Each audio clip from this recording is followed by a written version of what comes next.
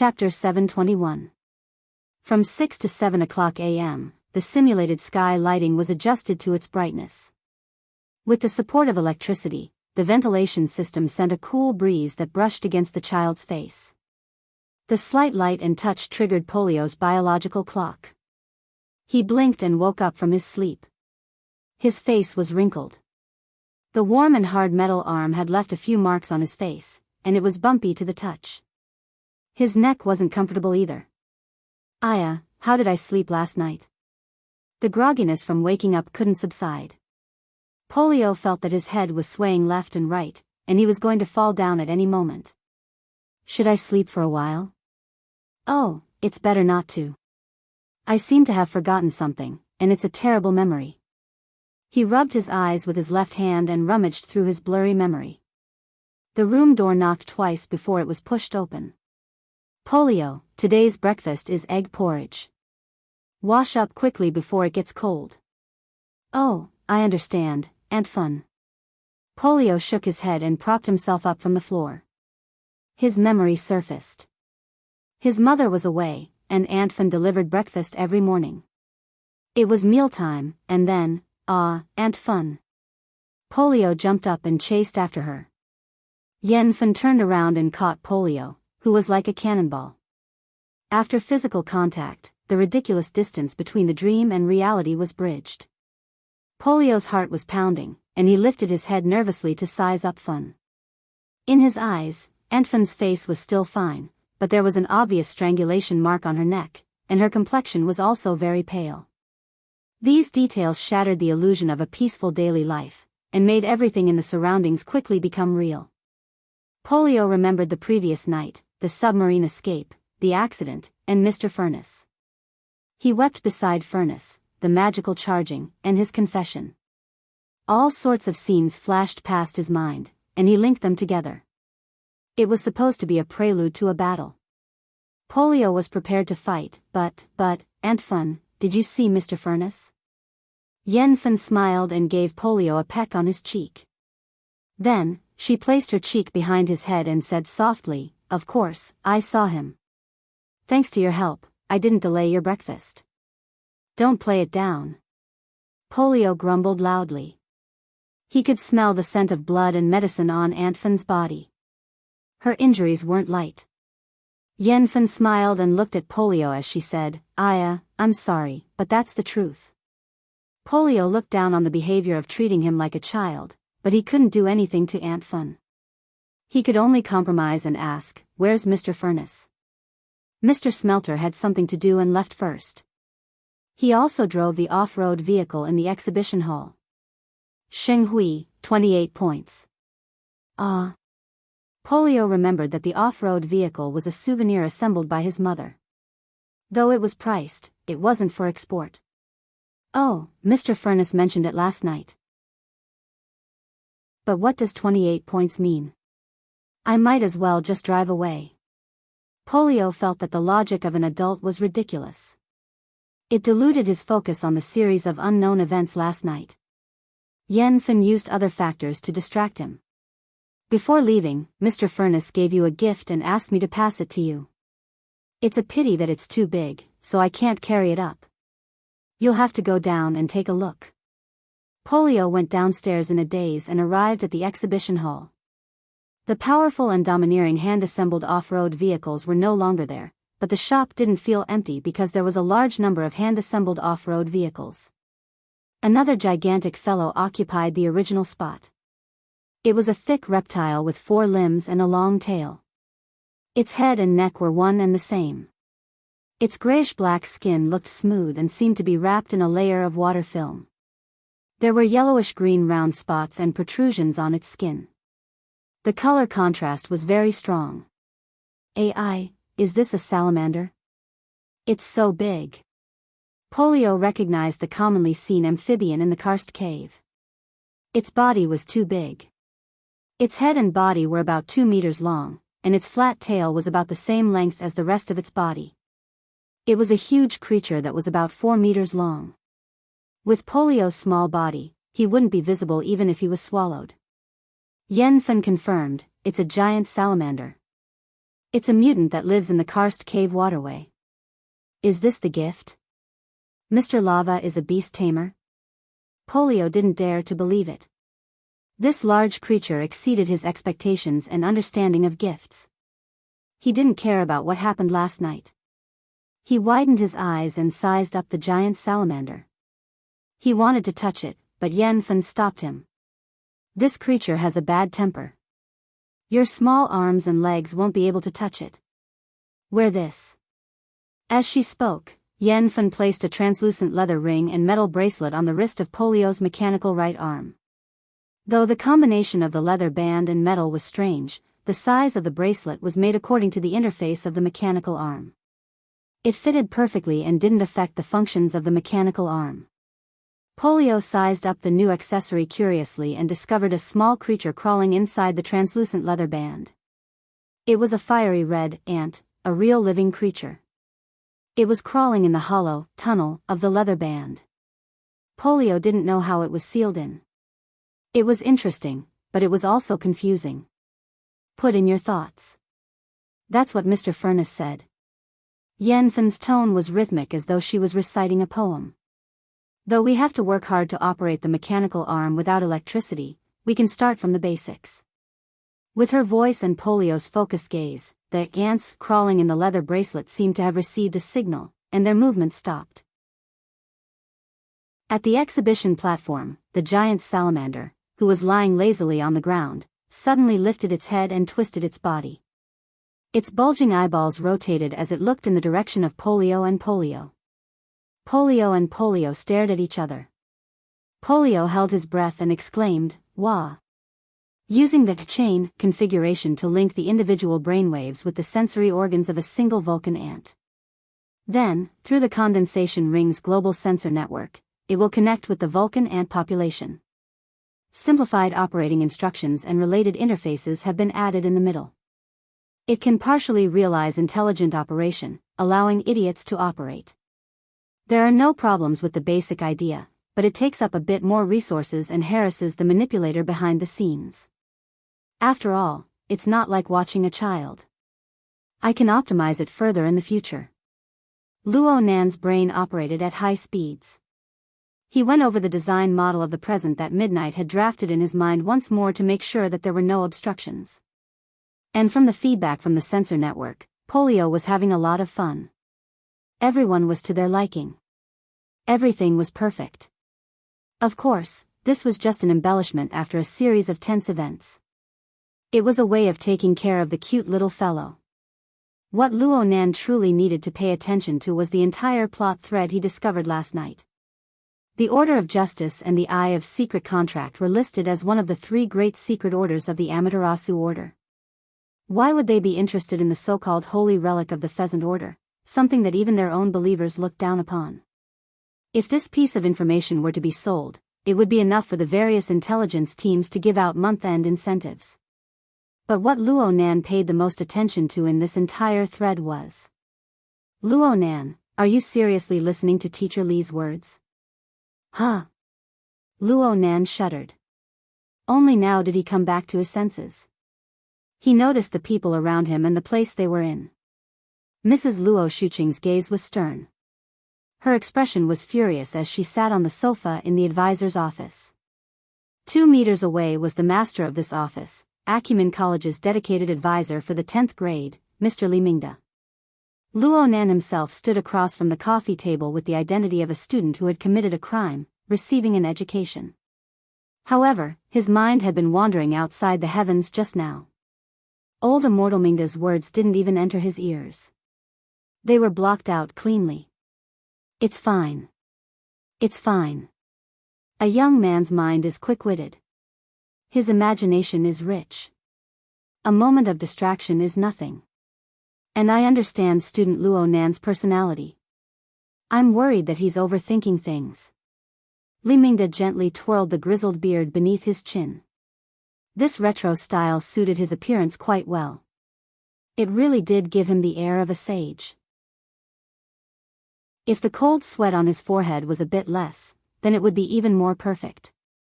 Luo Shuqing bowed once more to express her apology. Teacher Li, Luo Nan has really caused you trouble during this time." Li Mingde chuckled. He was just about to continue the previous topic when Luo Nan's gaze shot over.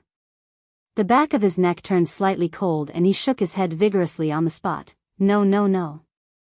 This child, Luo Nan, is publicly acknowledged by our Academic Affairs Division. He's smart and precocious. He's quite different from ordinary children. This is a factor of his personality and IQ. It has nothing to do with how he conducts himself. You see, he doesn't have many friends in his age group. But he has a lot in common with his upperclassmen and the elites outside the school.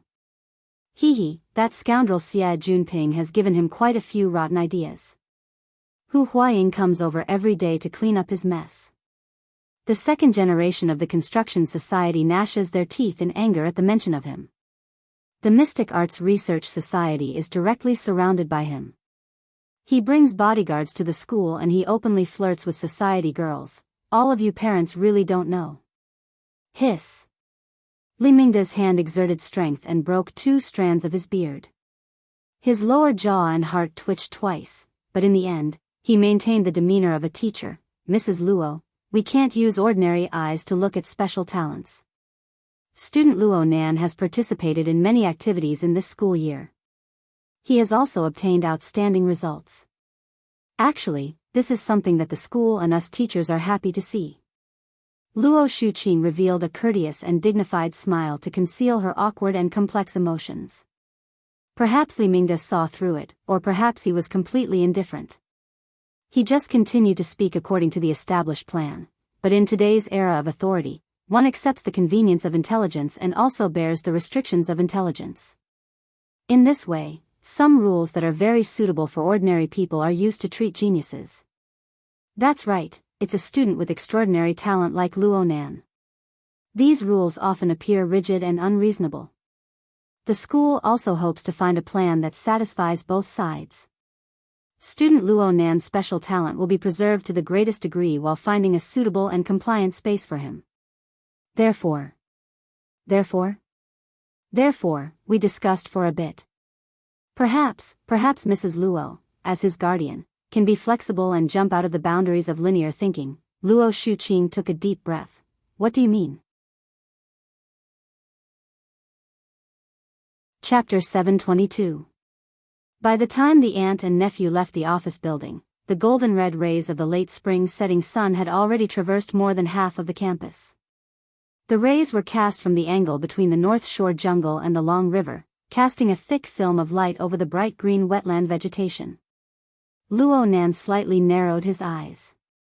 His gaze pierced through the layer of sunlight that ordinary people would find hard to look directly at. He swept his gaze over the movement and changes within the campus. He wasn't observing. He just had nothing to do. Mrs. Luo Shuqing didn't say a single word for an entire 3 minutes after leaving Li Mingde's office. She just walked forward in the corridor, in the elevator, and in the vast campus. It was as if she had completely forgotten the existence of her nephew. Okay, she was really angry this time. Luo Nan reckoned that he was probably the only child of the Luo family in 3 generations to have been recommended by the school authorities to take a leave of absence from school. Taking a leave of absence from school was just a polite way of saying it. Retaining the school credits, hours, honor, and so on and so forth didn't change the essence of having to repeat a year. Without a doubt, this was the vile incident of being hung from a beam and ruthlessly whipped. Luo Nan really didn't know what to say. He had the help of Xie Junping and Hu Huaying, 2 super tinkers with connections that reached the heavens, but he still couldn't make up for the lowest standard of absenteeism at Acumen College. He had really been too arrogant these past few months. Perhaps he should start with the SCA and invade the Department of Education system. Luo Nan's mind spun with meaningless thoughts. At the same time, he had no choice but to admit that there was a little bit of relief and delight in the depths of his heart at the very least. If this matter were to really be smashed, then his life would really change. Mrs. Luo Shuqing suddenly stood still in front of him. Luo Nan reacted quickly and stood firm at the same time. His face hung low and his eyebrows lowered, making a terrified and ashamed appearance. Unfortunately, his acting skills were never up to par. Luo Shuqing's heart didn't fluctuate in the slightest. Her tone was flat as well. Do you have a lot of things to deal with over there? Huh. Yeah. Of course Luo Nan knew that the so-called over there referred to the society and even the inner world. Normally at home, this was a topic that everyone was well aware of but tacitly didn't touch upon. Luo Nan really didn't know how to respond when it was suddenly brought up today. Fortunately, Luo Shuqing did not need Luo Nan to make up any more excuses or lies. She had her own observations and judgments. I can guess that you've done quite well over there. Your uncle and I haven't given you any help, but you've been able to drag out the matter of skipping classes until today. And you've done it in this manner. Don't look at your uncle just because he's in the SCA. I'm afraid that even if he sold his old face, he wouldn't be able to do a better job than this. What could Luo Nan say? With great difficulty, he swallowed back the stupid words of, "Aunt, you're too kind." He could only shut his mouth tightly and listen obediently. The problem was that Luo Shuqing only said this and didn't say anything else. Luo Nan wanted to ask, but he didn't dare to. His belly full of suspicions was stifled to the point of being uncomfortable. It wasn't until he walked another 100 steps that he heard his aunt speak softly, about the suspension. "I'll go back and discuss it with your uncle, okay?" When it came to Luo Nan's studies, Mrs. Luo Shuqing had never used such an uncertain tone to converse with him like she did today. Luo Nan was stupefied for a moment. Then he felt the heavy pressure of making a choice. He was actually speechless for a time. The two didn't take the trolley bus. They walked to the underground parking lot. Halfway there, Luo Nan was really unable to resist this overly oppressive atmosphere. He just wanted to say something, but when the words reached his mouth, a sentence suddenly jumped out. "Aunt, do you know of Wu Jun?" Huh. Luo Nan was a bit regretful as soon as the words left his mouth. The matter that happened to Ling Chen occupied far too much of his brain. Aside from the conflict between the Amaterasu order and the Xia Luo order over the Holy Cloak, there were also the words that Luo Nan was extremely sensitive to in the conversation between Yan Fun and Zhang Lu. Things like, crazy old man, graduate student, suspension, and so on. Luo Nan couldn't help but think of something. It was just that he knew very little about the events of the past. His interpersonal relationships were even more muddled. He resisted the urge to ask in detail when he was in the karst cave for the sake of maintaining his cool and for the convenience of monitoring in the future. After returning to Xia City, he circled around inside and out. It seemed that his aunt was the only person he could ask a thing or two about. Even so, it wasn't good to mention this, right? Luo Nan was unable to explain the logic behind his question. Luo Shuqing turned to look at him just as he was feeling awkward. "Wu Jun." "Which Wu Jun?" Luo Nan gaped, unable to speak for a time. Was he supposed to say, the priestess of the Xia Luo order? The female owner of the machine modification shop in the black market exchange in the U-Hole far away in Spring City? Luckily, his current thinking speed far exceeded that of normal people. He immediately captured the astonished emotions behind his aunt's words. So he was just stifled for a moment before he quickly asked back, "I'm talking about that graduate student." Luo Nan deliberately blurred out a few words in the middle. In the end, he ended with accurate and truthful information. Reality proved that his methods were very successful. Mrs. Luo Shuqing immediately filled in the blanks with her imagination. Her brows furrowed slightly. "You saw Wu Jun.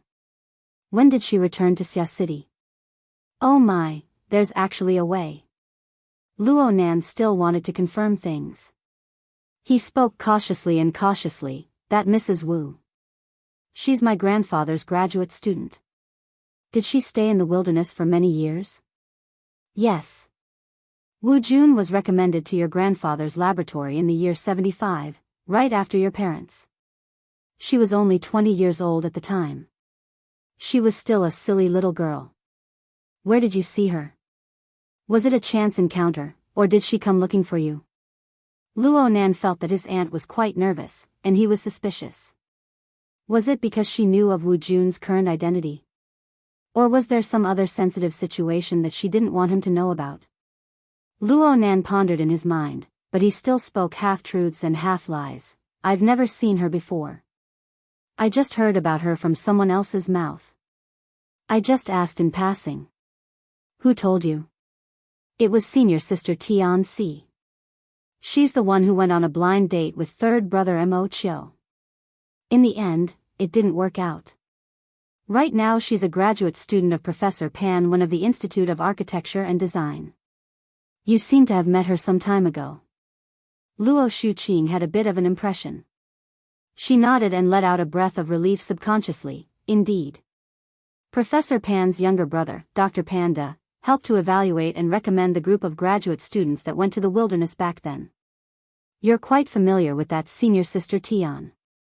You're even talking about these old matters. Professor Pan likes to talk the most, especially about things related to my mother. Senior sister Tian is influenced by the company she keeps. She usually divulges a bit of information to me. Luo Nan laughed innocently and immediately said, speaking of which, was that Mrs. Wu always in the wilderness? Back then, our family's laboratory was already gone. What was she doing over there? Luo Shuqing laughed involuntarily. She graduated in 81. When the accident happened in the lab in 83, she had nearly 10 years of work experience. There were many large companies that wanted to recruit her. Really? Right now, Wu Jun didn't look like she was being recruited by a large company. Luo Nan felt that his aunt seemed to be avoiding some information.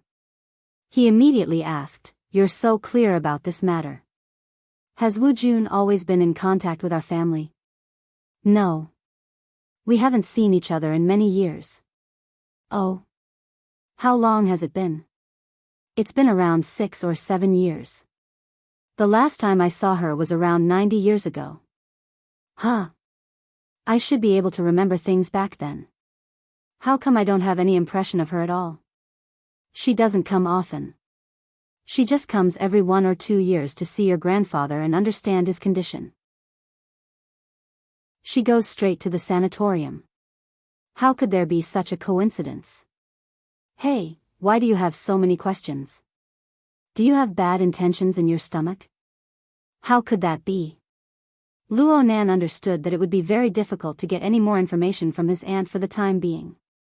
And the things he knew right now were quite valuable. 90 years.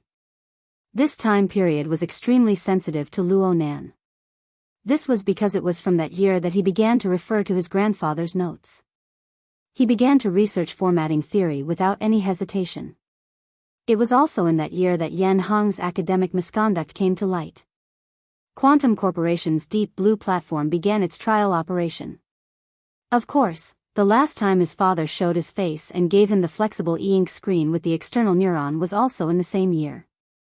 If the time and background were shifted to Wu Jun's side, well, polio would be around 5 or 6 years old. It was as Yen Fen said. Wu Jun was forced to take over when she was pregnant. This should have happened around this time. Huh? Luo Nan suddenly stood there stupidly. His mind churned with a rather absurd thought. Then it got out of hand. Wait. Wasn't he thinking too much? A human's thought process was like this. A sudden association was able to forcefully knead two matters that were separated by thousands of miles. It was similar to a montage style of editing, forming an inconceivable effect. Luo Nan was currently carrying out an inappropriate association. Before a certain person disappeared, Wu Jun maintained contact with her family. After she disappeared, she didn't come back. At the same time, around the time of her disappearance, Wu Jun became pregnant. Motherf asterisk Ker. Luo Nan fiercely smacked his forehead. They had already entered the underground parking lot. The sound of this slap was extremely loud and clear in this relatively enclosed space. Luo Shuqing looked at him in astonishment. Luo Nan came to a realization and hurriedly suppressed the absurd thoughts in his mind. He revealed a smile to his aunt. It's nothing. It's nothing. I was just a bit stupid. You really were stupid. Luo Shuqing's anger was finally provoked. She glared at him fiercely and quickly walked to the side of the car. She sat in the driver's seat first. Luo Nan lowered his head and sat in the front passenger seat. He had a remorseful expression. Actually, he had already logged onto the psychic wave network. He used the hexier to communicate with others. Of course, he could only send a message, urgent. Reply when I see the message. Approximately 2 minutes later, when the car was on the high-speed magnetic track heading home, the other side finally responded, "You were in such a hurry that I dropped my test tube." Boss Luo, what are your orders? Bro Octopus, I have a bit of skin tissue from last night. Can we do a paternity test with this? Did you bring hair follicles? I did. That's not a problem. Speaking of which, both of them are. I have the relevant backups at the society. It's better to collect them recently. The other side's message suddenly stopped. A full 10 seconds passed before an emoticon was sent over with a thought.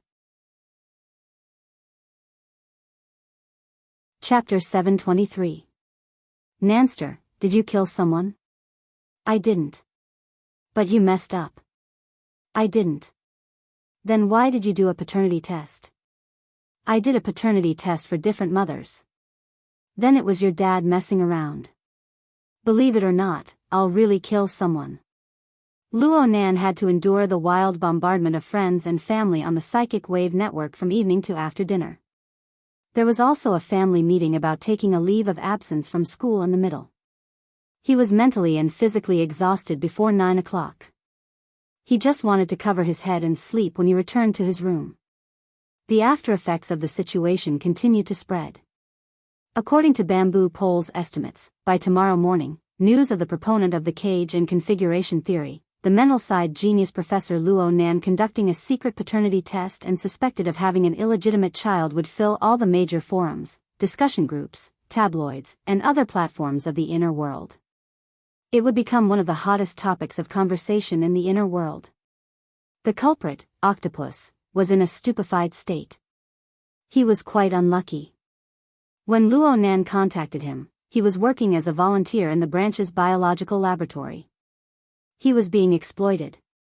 He was so busy that his brain was a bit desensitized.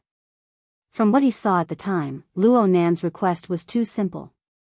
Any assistant would be able to handle it. So he really did hand this matter over to his assistant. There was even a sampling service.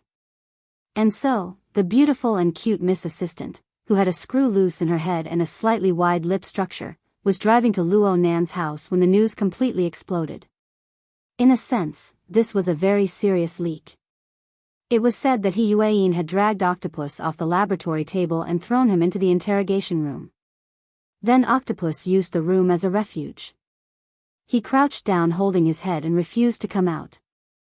The problem was that Luo Nan was several dozen kilometers away, staring coldly at him. Luo Nan was considering whether or not he should give Octopus a taste of heaven's punishment. In the end, Luo Nan held himself back. He didn't want this big news to get out. He could only force himself to concentrate and think about matters related to the Xia Luo sect.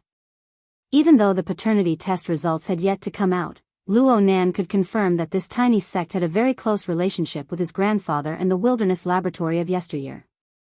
Wu Jun, the high priestess of the church, was his grandfather's graduate student. They had worked together in the laboratory for many years. Even after the accident in the laboratory, they still kept in touch. It was a small order that was closely related to their family. It had endured for so many years, stumbling and stumbling. Not to mention the story behind it, just its existence alone was enough for Luo Nan to pay considerable attention to it. Especially when they were facing a huge problem. It was not just the Amaterasu cult. It seemed like the foundation of their cult was in trouble as well. A cloak, that's right. His grandfather had said the word cloak more than once, but Luo Nan had always believed that the so-called cloak should correspond to the curtains of developer mode on the mental plane. In other words, it was the scene of a myriad of overlapping curtains when Luo Nan first used clairvoyance on the mental plane. So there's a real thing? Luo Nan was truly a bit confused. At the same time, he grew more and more curious. He hated that he couldn't immediately meet First Ablatum Wu Jun and get to the bottom of things. Unfortunately, they had missed the opportunity this time, and according to Yen Fun, that person wouldn't be back in a short period of time. TSK, I actually forgot to ask for his contact information. Of course, even if I had asked for it back then, Yen Fun probably wouldn't have given it to me. I'm just observing for now. Yen Fun will certainly have to give me an explanation after such a huge change happened in my family. But according to her, Wu Jun went to the wilderness and was part of the Order's secret operation. It's basically impossible for her to use a satellite phone, a tool that exposes her target. Communication between the two sides is pretty much cut off. Luo Nan casually grabbed the flexible e-ink screen and wrote and drew on it. He pondered over how to quickly lock onto and contact Wu Jun. The Xia Luo Order might have a method of contacting the extraordinary pathway, but the possibility isn't high. After all, their strength looks quite impressive. Even Yen Fun, a high-level existence, only has a C-rank fleshly body. Then I'll just have to use the stupid method. I'll just search the entire world. Where there was demand, there was motivation. Luo Nan knew how difficult it was to advance, and he quickly came up with an action plan with his own characteristics. The virtual brain system has a ready-made algorithm for recognizing facial features. Finding Wu Jun's photo and information is far too easy. I can see it right now. Though it consumes quite a lot of resources, I can treat it as an in-depth training in big data processing. I can still use it when I get back to the Cloud Mist Labyrinth. Oh, I need to use ready-made resources. Wu Jun isn't a vagrant of the wilderness. She's a legal citizen with an account in the social authority system. I can ask Sister Yuan to help me search for her recent whereabouts. She'll most likely leave traces as long as she passes through a city. But the problem lies in the fact that if Wu Jun is carrying out a secret operation, the possibility of her disguise is quite high. She'll also pay attention to avoid the area covered by authority. A simple search based on facial features and authority won't be very useful. This will be quite troublesome. The characteristics of the form, soul, and energy were the best to touch upon the essence. Luo Nan stopped writing and sighed. Perhaps he was still too anxious. If he continued to toss and turn like this, it would take at least a week. He would consume a large amount of strength every day, and it was very likely that he would do useless work.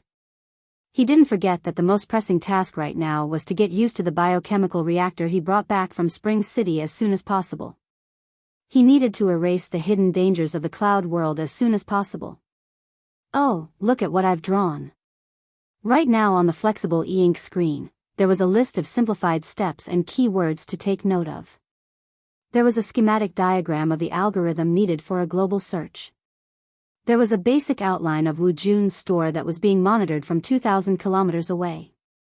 In addition, there were also some lines that outlined a somewhat fuzzy portrait of a person in the center of the drawing interface. This was a woman. She had short hair and a thin face. She wore rather large work clothes. Her body was half squatting and half kneeling in the drawing. She leaned close to the outline of a machine. She even held a repair tool in her hand. She was like a blue-collar worker, but she had a rather weak appearance. The first thing Luo Nan could confirm was that he had never seen this person before. Regardless of appearance or temperament, she was very unfamiliar. But soon he confirmed that this woman who had suddenly appeared in the center of the drawing interface was none other than the Wu Jun he was looking for. How did I draw it? It's like this. Luo Nan quickly came to a realization. This sketch was something he found in an electronic photo frame placed in his bedroom when he was observing Wu Jun's store from afar. Then he unconsciously reproduced it. Luo Nan's work was a bit different when compared to the finalized photo. It looked like there was more meaning to it than in the photo. This didn't seem to be just a result of his black and white art style. Luo Nan was a bit surprised by the results of his own creation. But his current thinking and knowledge were far from what it was like when he first entered the profession. He stared at the sketch drawing and analyzed it in detail for a moment. He was certain in his heart, yes. I specifically talked about this when I was discussing with Mr. Bai and the others about entering dreams, divination, and other psychic techniques. This is the magnetization effect. It was just like how non-magnetic materials could obtain magnetism if they were placed in a strong magnetic field for a long time. A person would also form an effect similar to magnetization if they lived in the environment for a long time. From a rational perspective, the result of magnetization was the hair, fingerprints, utensils, trash, and other traces left behind in the target's life. Outstanding criminal investigators and profilers could use these clues to piece together a relatively complete image. This included emotions, temperament, lifestyle habits, preferences, and so on. But from a psychic's perspective, these objective traces could be absorbed by their special clairvoyance mode, which was filled with personal colors. Then they could be reorganized and restored to a more intuitive image of material and even an answer. The inner world called this the magnetization effect of a spiritual magnetic field. It was a terrible description that was filled with pseudoscience. Luo Nan was more willing to call it the interference of the spiritual core. This was a term he translated from the virtual brain system. It couldn't be called sincere and elegant. And with Wu Jun's situation, she was basically unable to reach the level of Luo Nan and Mrs. Halder, who had formed a clear and distinct core of concept, the level of the spirit-binding core. But being able to place everyone under the same standard and conduct a more intuitive comparison was always more in line with the human mode of thinking. It looked like Luo Nan's condition today was quite good. Then it wouldn't be a bad idea to try psychic.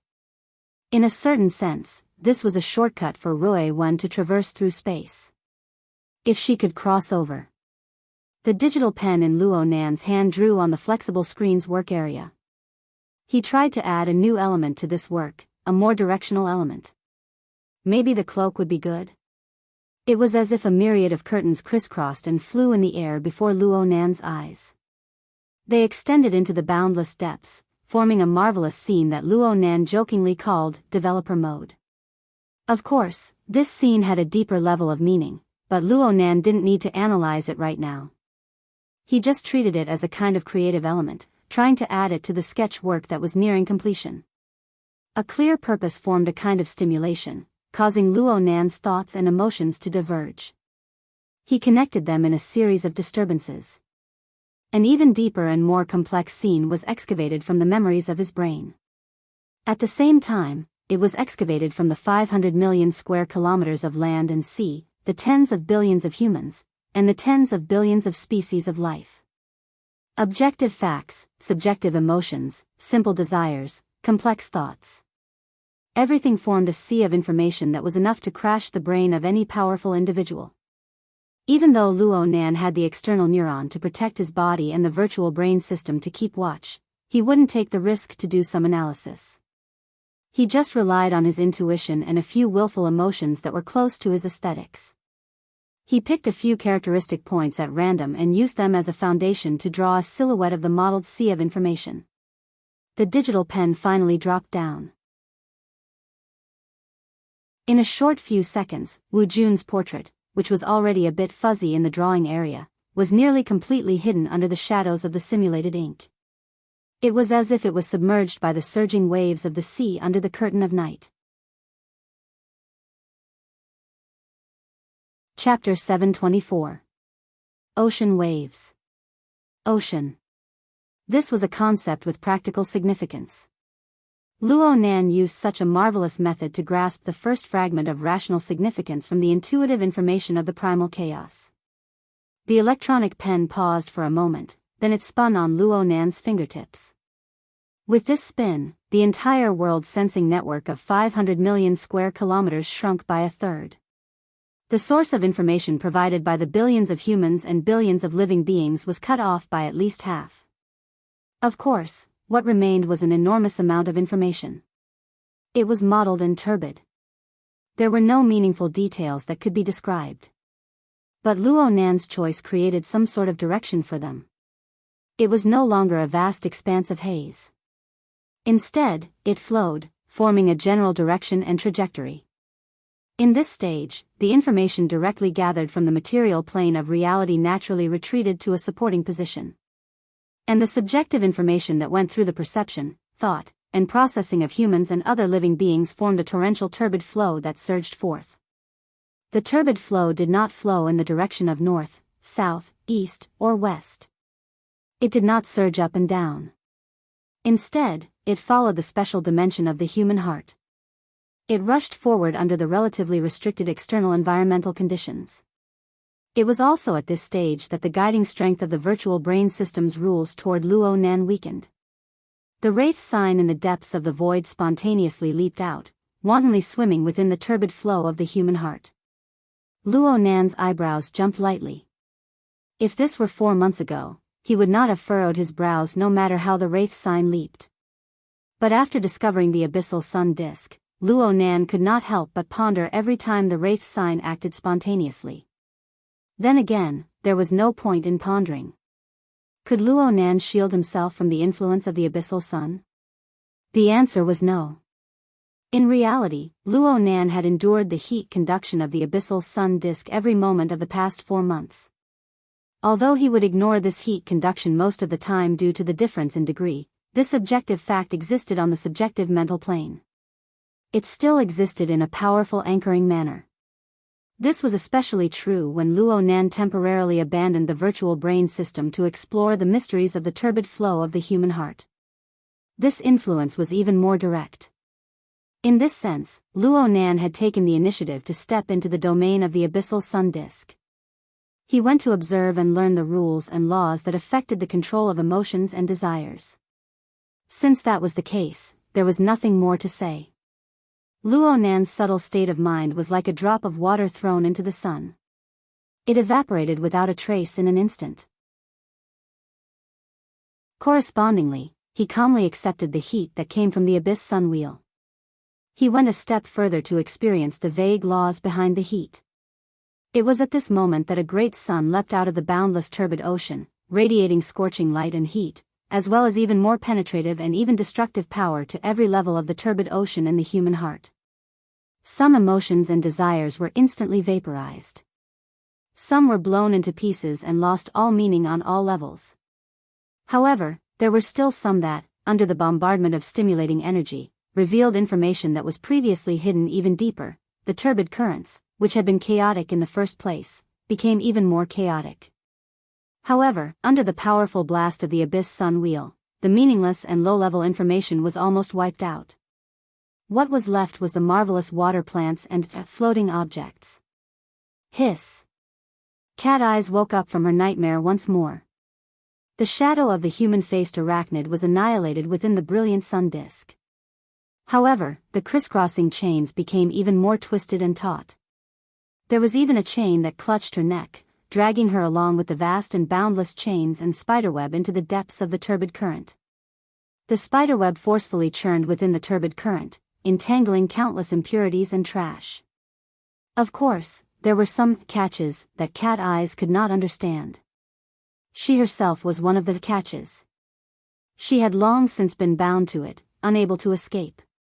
And no matter how much Cat Eyes struggled within the turbid flow, no matter how deep she was pulled, the intense light and heat that came from the brilliant sunwheel would always envelop her. It reached far and wide and pervasive.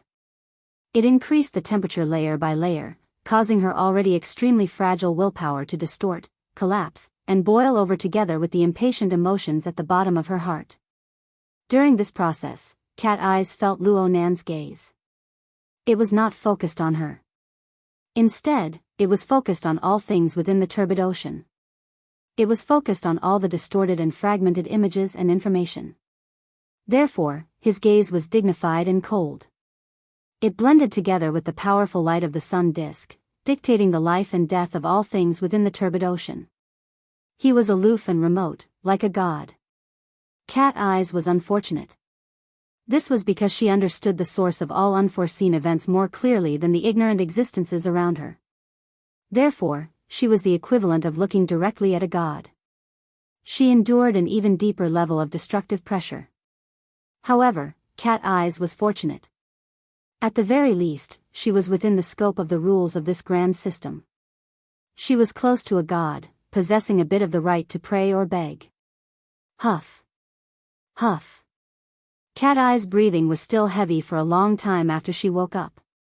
It was the same as every time after a nightmare.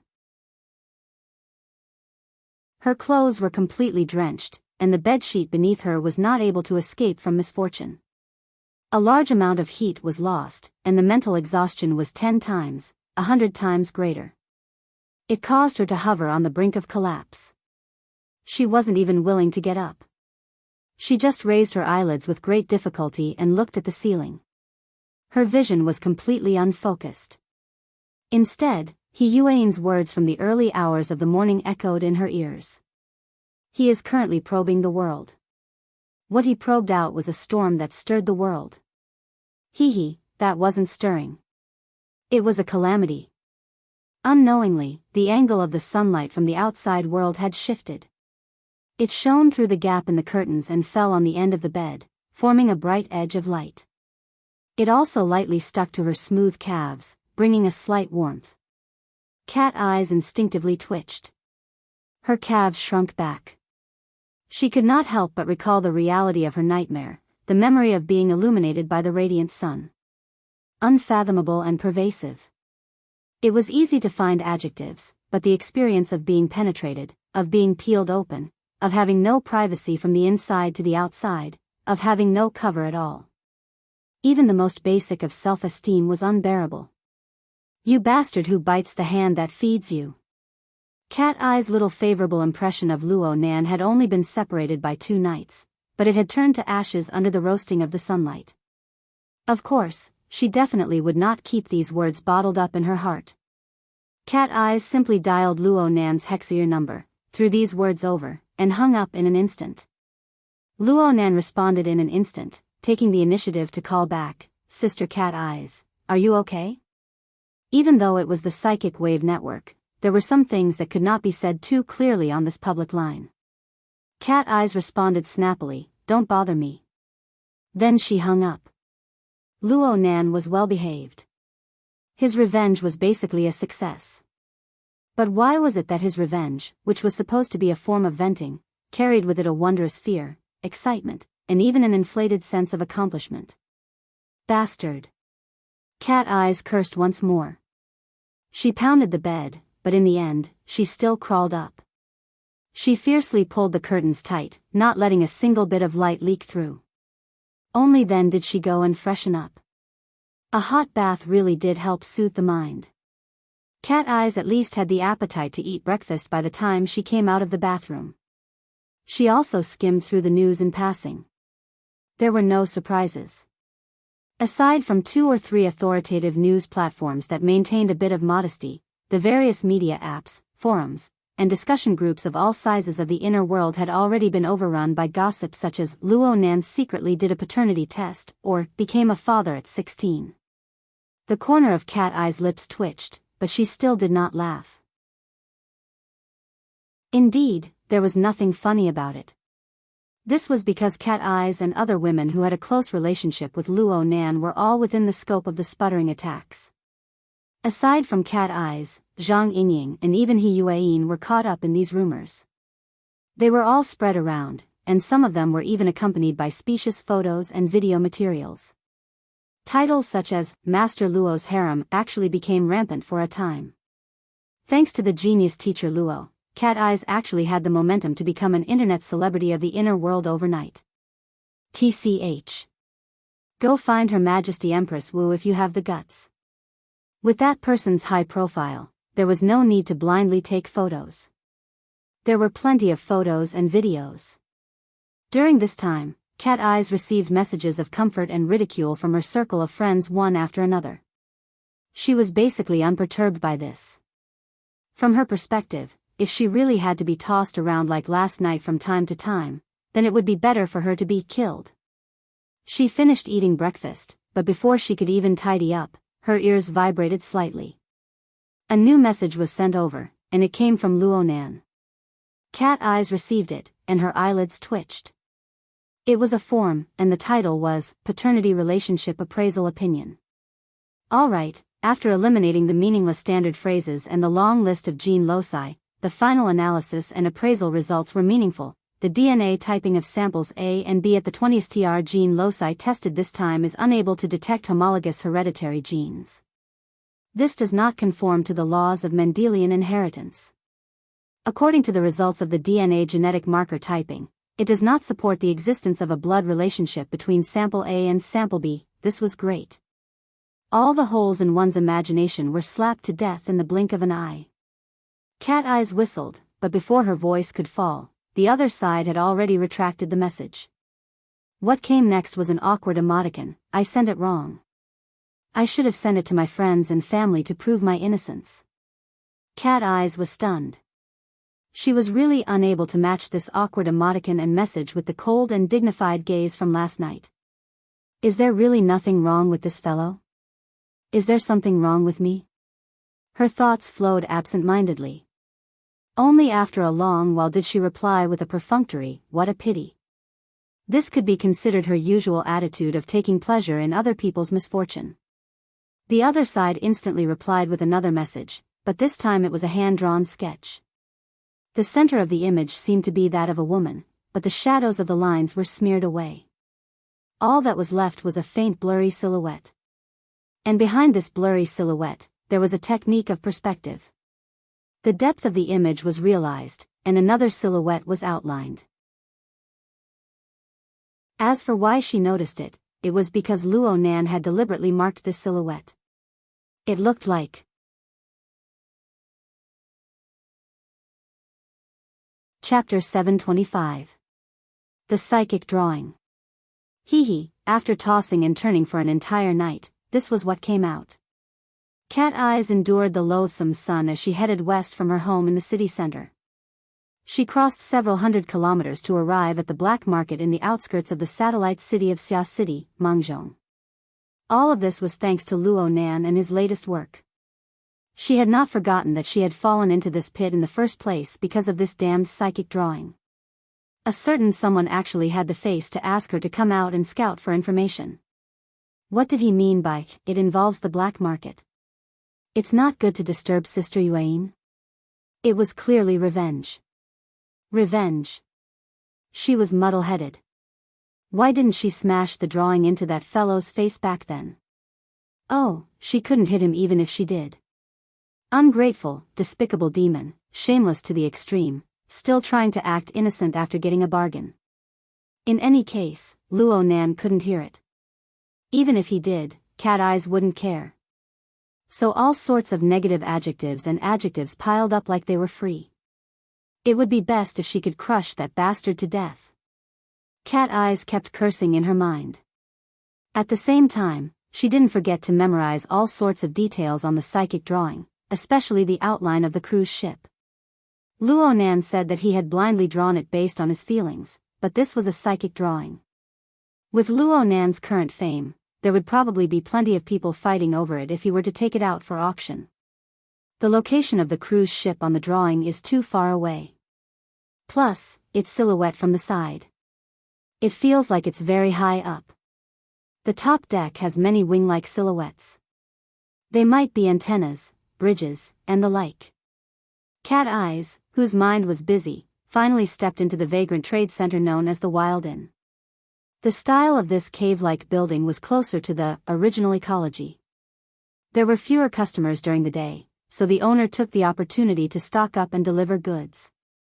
This place was more like a freight yard than a hotel. The bar on the first floor of the tavern was only open in the corners around the bar counter. The lighting was deliberately dimmed. The atmosphere of private transactions came out, but whether or not it had any practical significance was another matter. At the very least, for the mental Cat Eyes, she could pretty much see the overall layout and all the minute changes after entering the tavern. Oh, is this too coincidental or too unfortunate? Around the bar counter, there were a few private booths pieced together by high-back sofas. The seats were more or less full, and they were all conversing in low voices.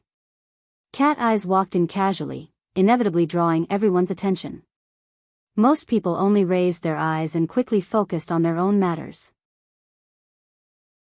Only the innermost side of the room was a little old man who happened to be facing the outside. He winked at her and bared his teeth. Cat Eyes responded with a wink. She casually pointed to the bar counter beside her, indicating that they should each do their own thing. The stooped, lazy, and spiritless little old man was none other than Xia City's branch's veteran B-rank psychic. At the same time, he was also an expert in soul studies, Mr. Bai. They were all acquaintances and friends. The more it was like this, the more they would pay attention to protecting each other's privacy. Under such circumstances, a simple greeting was enough. On the other hand, the person sitting opposite Mr. White deliberately turned his head and looked at them a few times. Cat Eyes only felt that the fellow looked familiar, but she couldn't recall who he was for a moment. She simply ignored him. She then sat in front of the bar counter. Blood energy, refill. This was both a consumption and a secret signal. Using an expensive drink like blood energy that required honor points indicated that I needed high-end services from the inner world. In the Wild Inn, such high-end services were usually information. As for refill, it indicated that I had an account here. I also made an appointment. The purpose was clear. Don't try to fool me with low-end stuff. The bartender revealed a professional smile. He quickly took out a sealed cup of blood energy from the expensive and sturdy safe beside him and placed it on a tray. Aside from the blood energy, there was also a small flexible screen on the tray. A series of items were listed on the screen. Cat Eyes finished scanning the items on the flexible screen in the time it took her to open the packaging. She then rolled her eyes. You guys are going to go bankrupt here, right? Huh. The time to make an appointment is a bit short. I understand that you didn't make enough preparations, but you don't need to use information from a week ago to trick me. Also, you can count these 2 small dinghies as cruises. Can your family's cruises enter an underground river? The bartender's professional smile crumbled a bit. He didn't wait for Cat Eyes to respond when a figure came over and knocked on the counter, indicating for the bartender to get lost. Don't embarrass yourself here. Consider today's pay your training fee. Go work hard. The bartender was a bit stunned. Young Master Zone. Go go go. I'm going to chat with my friend. As he spoke, the person who just came over laughed and greeted, Oh my, little cat, long time no see. You just came out of the hospital. Did you get your alimony payment? It was this fellow who had been talking with Mr. Bai just now. He even turned his head to size her up. Cat Eyes lifted her eyelids and swept her gaze over the person's face twice. She finally remembered who this round-faced and slightly plump brother was. She didn't say anything. She picked up the blood energy drink and flipped her hand to pour it over. Holy crap. That person suddenly flipped over. His figure could barely be considered nimble, but he was still splashed on his shoulder and the corner of his head by the drink worth 2 honor points. He cut an extremely sorry figure for a time. Cat Eyes didn't follow up with an attack. She only said, It's yours. It's mine, it's mine. It's mine. That person accepted the towel the waitress handed over. He hastily wiped his face twice and was willing to accept his punishment. Someone who could speak to Cat Eyes like this was indeed an acquaintance. He could barely be considered a friend. Young Master Zone's name was Zone Yun. He was also a registered member of the Xia City branch. Plus, he had a good father. He was one of the branch's 3B rank fleshly bodies. He was the combat master Mr. Zone Ji, who was famous for his perfect rotation. Although Zone Yun had learned from his family, Zone Yun was a wanderer. He didn't have many accomplishments in the field of combat techniques. He stumbled and barely crossed the C-rank barrier. He had an identity in the society, so he put all his enthusiasm into the world of sensual pleasures. He flew all over the world all year round. He spent very little time in Xia City. Oh right, back in the day, this brother also chased after Cat Eyes. But one time, as an assistant, he personally demonstrated the magic of being pierced through the anus by a flying needle. After that, he kept a respectful distance from Cat Eyes. Please forgive me for today's matter. Last time, that baze from the Order of Justice went crazy with alcohol. He brought a bunch of people and pretty much massacred this place. The experienced ones either died or fled. We, the ones who took over, were helpless. Cat Eyes raised an eyebrow. You're here, little boss. Little boss. Participate in the stock market for fun. Let my old man feel at ease. Oh. Then I wish you good fortune. Cat Eyes swept her gaze over the simple and crude furnishings of the cave. She gave him some auspicious words without any sincerity. Playing in this area of Xia City is a small business. It doesn't have much of a future. I'm counting on my old friend to take care of me. Zhong Yun fawningly delivered 2 cups of blood energy. Of course, it was free. If it weren't for my old man getting angry, I wouldn't have invested this money in Xia City even if you beat me to death. If I had the spare time, I could have run to Ban City, T City, or Luo City and invested in a small shop. As long as I could make money from both sides, I might be able to shake it up in 2 years. But here, when I think of the 3 heavyweights and Professor Luo, I tremble. My heart trembles. Cat Eyes picked up the cup and faintly smiled. This was also a vagabond trading house. Disregarding the 3 typical examples that Zhong Yun had mentioned. It was not without reason that Spring City had become a market, but this place was a wild inn. The vast majority of vagabond trading houses made money, including the wild inn. But this sort of black market that wandered on the fringes of multi-layered society inevitably faced a considerable degree of competition. Its greatest competitor was the internal resource market of the ability user associations and other inner world organizations. Within a large metropolitan area, the ability user associations, secret orders, and other large organizations didn't need to look at reports or look at industries. They only needed to look at whether or not the vagabond trading houses and similar black markets in the vicinity were flourishing or not. The relationship between the two was clearly inversely proportional. At the very least, at the extraordinary level, the more resources a branch of the society or secret orders controlled, the stronger their control over the city, and the smaller the space for the black market to survive.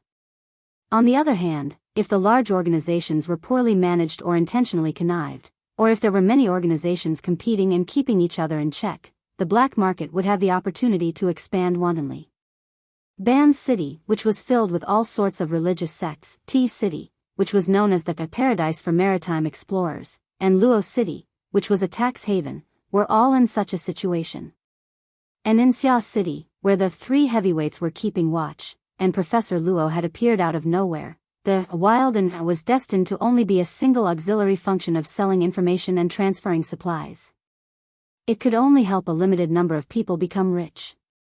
On the level of benefits, as soon as the word limited appeared, the foot of the inn would often be smeared with deathly white brains. The wild inn had already changed owners 7 times in recent years. The most recent one was the Bays massacre that Zhong Ming spoke of. It happened not too long ago, at the end of last year. It was closely related to the 2 out of 1,000 young miss incident that caused the inner world to become restless. It could be considered to be related to Luo Nan to a certain extent. Cat Eyes recalled her mission when she thought of Luo Nan. She casually pushed the tray and the flexible screen in front of Zhong Ming. Taking care of the business isn't a problem. Now is the time to use you guys. I've already deducted 10 points. Now it's up to you. Yes, yes. Sister Cat will definitely give me a chance to make up for it. Zhong Ming's business attributes were off the charts. He picked up the flexible screen and gave it a few glances. Then he moved to open up the database, preparing to change the information entry. Cat Eyes was a particular person. She understood the order of arrival. She knocked on the bar counter. Mr. Bai is still over there. It's nothing. It's nothing. I'm just helping Blackheart Salt pass on a message. I'm bringing a gift or something. It's awkward for my own people, so I won't get involved. Heh, do you think Mr. Bai can't hear you? Cat Eyes also knew that the Bai and Zhong families were old friends. They had their own ways of getting along, so she didn't need to worry about it. She nodded and raised her cup towards Mr. Bai from afar. This could be considered complete etiquette. Mr. Bai chuckled and waved his hand in response. He didn't look awkward at all. Zhong Ming had just entered the business not too long ago, but his business abilities were decent. He quickly deleted the useless entries on the flexible screen and added many more. He returned it to Cat Eyes. Actually, your conditions are a bit vague. Everyone knows that it's convenient on the sea, but there are far too many similar activities. The ones I picked were all of a scale and style. But you also know that these kinds of activities usually have qualifications. You can't participate just because you want to. Cat Eyes grunted twice and looked at the introduction seriously. Zhong Ming snapped his fingers again. This project can't be waived. But seeing that we're old friends, I'll give you another one for free. This is a project that our group of people worked on. The environment, style, and the goods. They're all pretty good. Zhong Ming lowered his voice and moved closer to speak the last sentence.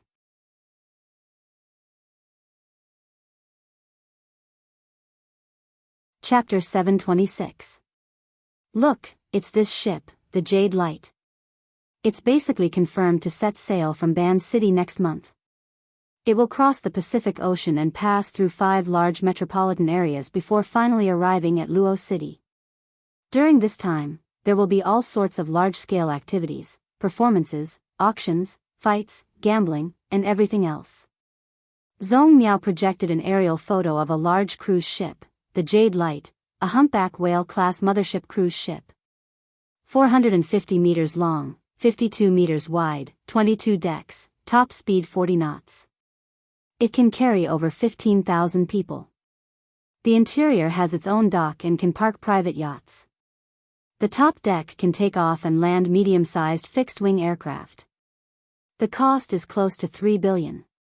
This was originally Wang Yu's private property, but it was recently donated to the Jade Inspection Society to be used as an event venue. Cat Eye's eyelids twitched when she heard the word aircraft. She cast her gaze towards the aerial photo. She circled around the luxurious business jet parked on the top deck. She really wanted to ask if there were any other angles, but in the end, she asked about another matter. Wang Yu? Jade Inspection Society? This is a small organization established by a group of us. It's similar to the Brotherhood. Look, my name, Yu means beautiful jade, right? And Wang Yu, his name is the same. It's probably a coincidence. Everyone came together and hit it off. You and Wang Yu? Can you reach them? Don't say that Cat Eyes looked down on others. Wang Yu's name wasn't special, but there was probably only one Wang Yu in the world who could casually donate a luxury cruise ship worth 2 billion. She was the chairman of Jadeite Investment, one of the largest private shareholders of Quantum Corporation, and possibly the most powerful youth in the world. Don't even talk about Zhong Miao. Even Zhong Miao's father, a veteran B-rank powerhouse and a combat master, Zhong Miao, was an unreachable distance away from her. Hey, you. Don't hit my face when you hit me. Zhong Miao's tone was raised at first, then suppressed. In the end, he could only respond with a mischievous smile. I can't be mentioned in the same breath as Wang Yu, but it's not like the difference between heaven and earth. Look, Blackheart's Salt is her girlfriend. I grew up wearing the same pants as her, so why can't I reach her? Huh. Ouch. Zhong Ji also realized that he had made a slip of the tongue. He didn't even dare to turn around to look at Mr. White's old face. He smiled awkwardly and sped up. I have a lot of information here. I'll send you the event app. There will be real-time updates about the performances and the items to be auctioned. You can take a look. I have something to do, so I'll be leaving first. Saying this, Zhong Yun hurriedly went to hide. Mr. White didn't kill him on the spot, and Cat Eyes didn't care about the fate of the surnamed Zhong at all. She just sat quietly in front of the bar, waiting for the relevant information to be sent to her. She looked through it one by one. This was especially so for the pictures of the Emerald Light. After 5 minutes of picking and choosing, she finally found one that felt most similar to the Emerald Light among the hundreds of pictures. After making some adjustments, she formed a silhouette effect and pieced it together with the psychic picture in her hand. After a simple zooming process, the silhouette that was converted from a real-life photo successfully replaced the relatively blurry shadow of the cruise on the psychic map. It was almost perfect. This result, Cat Eyes didn't hesitate at all. She sent Luonan the comparison diagram and the relevant information regarding the jadeite light to Luonan. Mission complete. She did it in a straightforward and efficient manner. It was simply like the originally expensive cup of blood energy that was now free. She drank the expensive drink that was worth 2 honor points in a single gulp. The warm flow of nourishing energy entered her throat, and great waves surged from the bottom of her heart. Why was it so simple? Why was it so coincidental? Cat Eyes had long felt that Luonan's decision to hand this matter over to her was a rather strange one. In terms of intelligence gathering ability, even if Cat Eyes were to fly a plane, she still wouldn't be able to catch up to Hiyuain, who specialized in her field and controlled a large number of channels. What did it mean that it was inconvenient to involve the black market? This sort of reason was completely untenable when she thought about it in detail. Did the sources of intelligence still have to be legal and formal? But the truth was that Luonan had forcefully assigned the mission to her. He wanted her to go to the black market to search for clues. Not long after she arrived at the Wild Inn, she bumped into Zhong Yun, an old acquaintance. Zhong Yun just so happened to give her accurate information. Zhong Yun certainly didn't know anything about the cause and effect of the entire matter. He just acted according to his usual temperament and personality. He embodied the friendship of a businessman, nothing more. The series of circumstances in the Wild Inn completely conformed to the chain of logic at the time. There was nothing awkward about it at all. But as she replayed the events in her mind, Cat Eyes felt as if she was on an interior stage called the Wild Inn. She and everyone present had performed a play called Intelligence Gathering together. Every single person on the stage was a movie king with off-the-charts acting skills. The entire play was completed in a single breath. It flowed down in a continuous stream. Not a single trace of a performance could be seen. Perhaps she had drunk too much blood energy. She felt a bit intoxicated. Cat Eyes was in a daze for a time. She couldn't differentiate between reality and illusion. She subconsciously supported herself on the bar counter and stood up. She prepared to walk out. It was at this moment that a slight stimulation from the outside world caused her to fiercely wake up. She turned her head to look and just happened to meet Mr. Bai's puzzled gaze. "Oh, Cat Eyes, you're going back just like that?" Cat Eyes stood still. In the end, the experiences of last night, now, and even the recent period of time had caused her some trouble. It was impossible for her to go see a psychiatrist. However, when she coincidentally met an expert in a related field, the preset obstacles were naturally erased. She hesitated for a moment before walking over to the private room. "Mr. Bai, are you looking for someone to drink a few cups with?" Mr. Bai cheerfully extended his hand and gestured for Cat Eyes to sit. Come. We're all drinkers. A few cups is just right. You're not like that little bastard Zhong Yun. He's slippery to the point where he can't even touch his hands. I'm afraid the old Zhong died with everlasting regret." Cat Eyes found a waiter and ordered 2 bottles of wine. She poured Mr. Bai's wine, but as she was pouring the wine, she heard Mr. Bai sigh. "Big brother, don't laugh at second brother. There's still someone who died with everlasting regret." Clearly, Mr. Bai was talking about his own daughter, Bai Xinyan, who worked for Quantum Corporation and held a high position. Bai Xinyan was a very complicated woman. She had traveled tens of thousands of miles to treat Luonan. Their relationship was quite good for a time, but she was also the biggest driving force behind the 2000ths of a girl incident. It was just a semi-rumor, but it set off an enormous storm. It nearly caused the power balance of the inner world to collapse. Cat Eyes and Bai Xinyan's friendship was mediocre, so there was no need for her to make any comments. Mr. Bai also did not want to complain to her. He smiled and rubbed against the hot topic. "I don't see you breathing a sigh of relief after the DNA report came out. It's not easy to clear up the misunderstanding." He was clearly talking about Luonan's paternity test. The smile on Cat Eye's lips was a bit cold and cynical. Actually, she had always believed that Luo Nan's actions were far more vile than people could imagine for a woman who possessed an independent spirit. However, she was the one who courted death first. Luo Nan's subjective lack of intent caused the entire matter to become vague and unclear. The current problem was the current Luo Nan, a powerful person who could wander in and out and control the will of others. Was he really still a muddled youth? Cat eyes could not see it. Misunderstandings are very normal. Even if you look at the child with your own eyes, sometimes you can't even feel that it's your own flesh and blood. Let alone outsiders who are completely unaware. Mr. Bai drank a large mouthful of chicken soup for the soul, but the one who drank the most was still himself. At the same time, he poured mouthful after mouthful of the soup into his mouth. It made his figure seem all the more stooped and even pitiful. Cat eyes did not go along with him. She did not console him. She just drank cup after cup with Mr. Bai. She waited until the little old man's mood had calmed down a bit before she said, "Mr. Bai, I want to ask for guidance. What in the world is the psychic technique?" Mr. Bai went, "Oh," and suddenly raised his head. His mind was clearly roused. Luo Nan is trying to psychic again? He's drawing, right? What's the situation? Do you have any works of art on hand? Cat eyes raised her cup.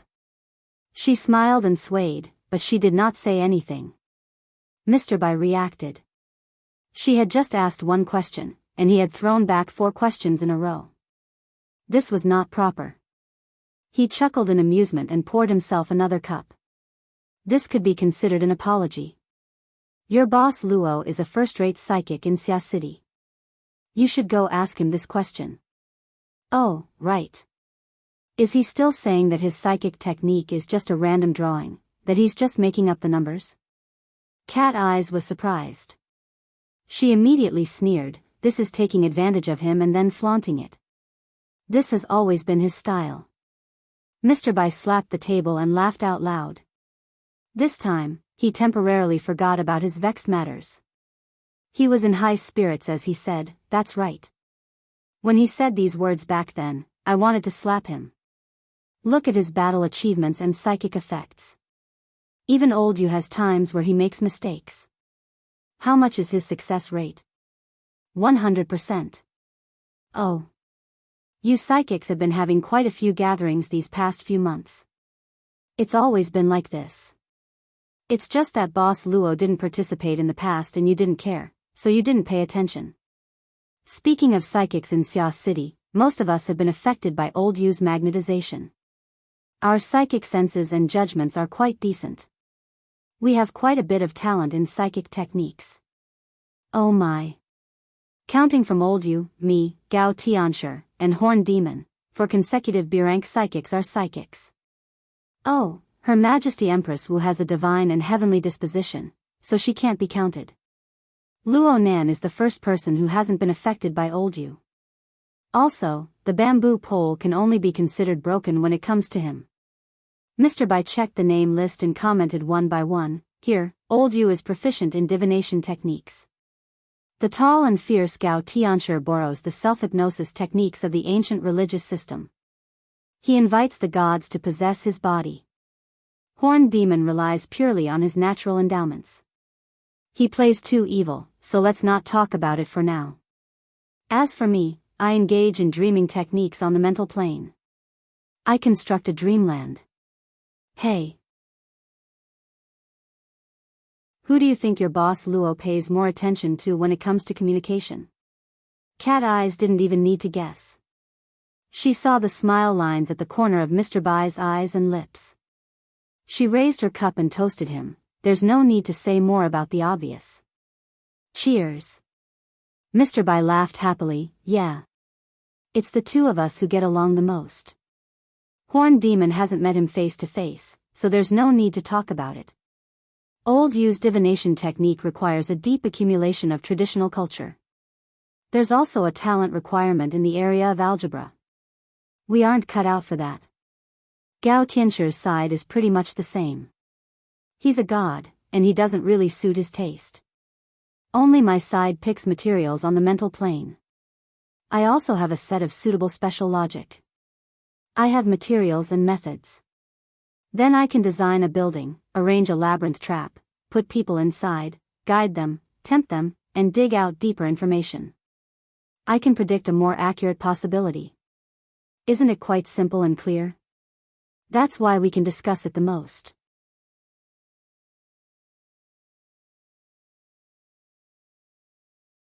Chapter 727. Mr. Bai's description doesn't break away from the habits of a medical worker. His description is rigorous and conservative. He basically won't go overboard. But when it comes to dreams, emotions, desires, and instincts, the route is a guided transformation from false to real. Making dreams come true is the essence of the art of telepathy.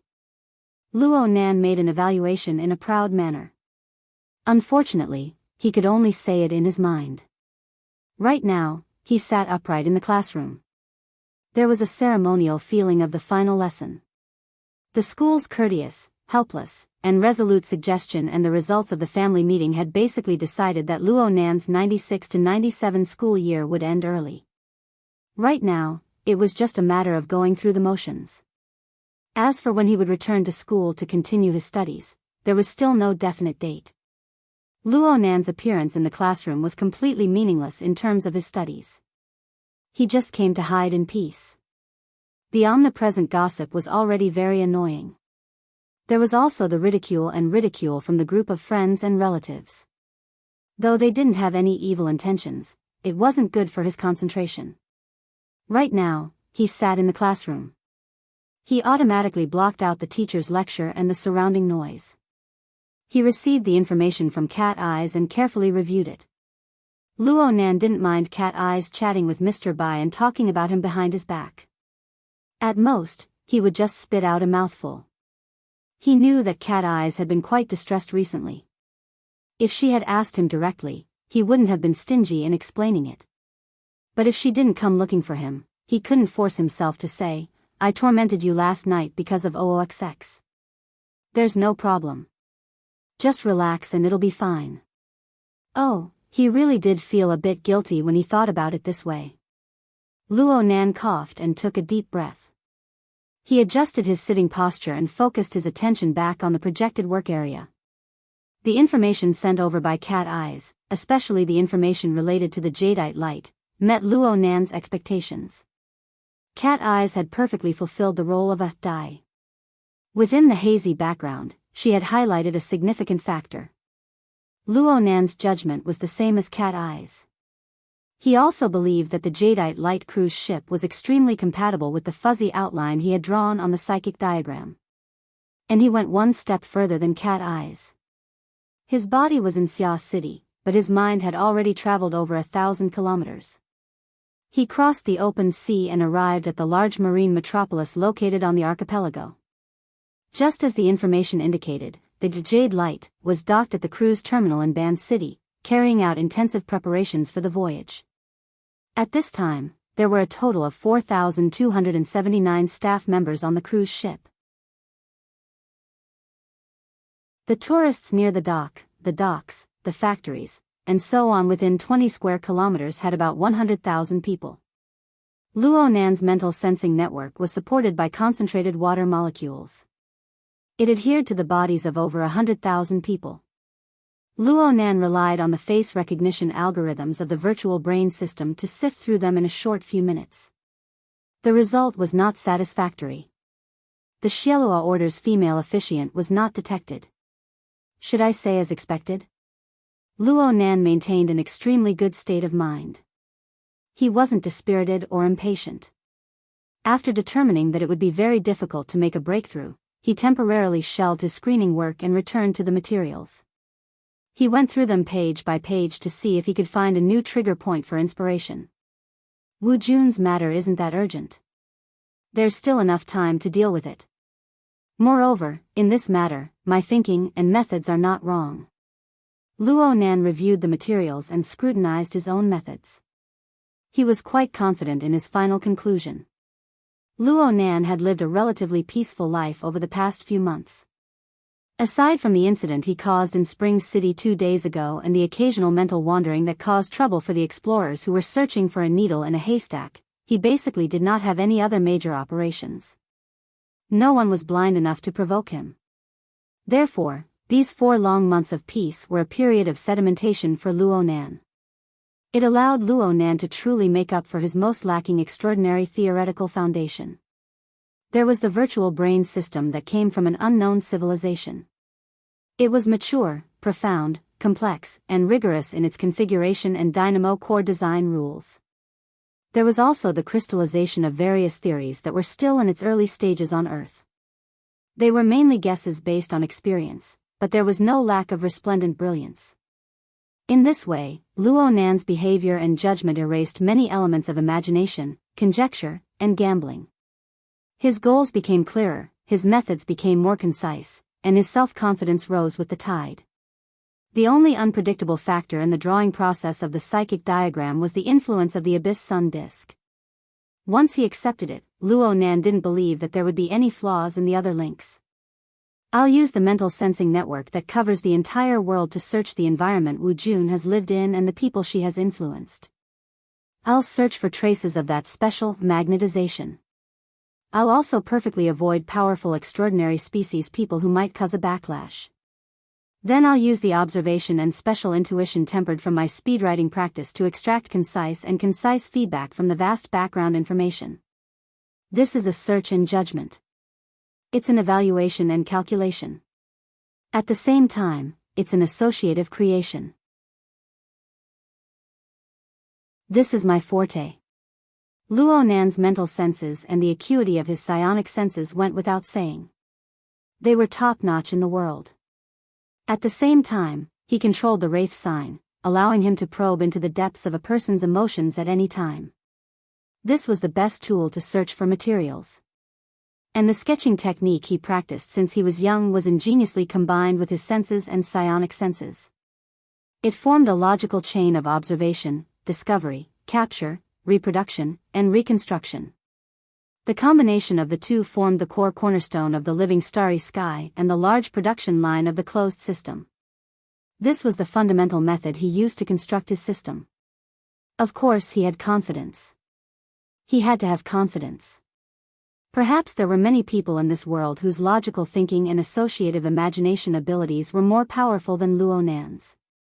There were also many people whose sketching techniques could crush Luo Nan into dregs. However, they would never be able to possess the breadth and depth of perception that Luo Nan possessed. They would never be able to possess the keen grasp of the laws of extraordinary power and the flow of emotions, instincts, and desires that were built upon the dual systems of the virtual brain and the Wraith sign. This was the disparity that was essentially insurmountable. This disparity determined whether a sketch was a display of pure artistry or a miraculous display of insight and foresight. Plus, there was the Abyss Sun wheel. Under the boundless and pervasive light, the emotions and desires of people were like bacteria under a microscope.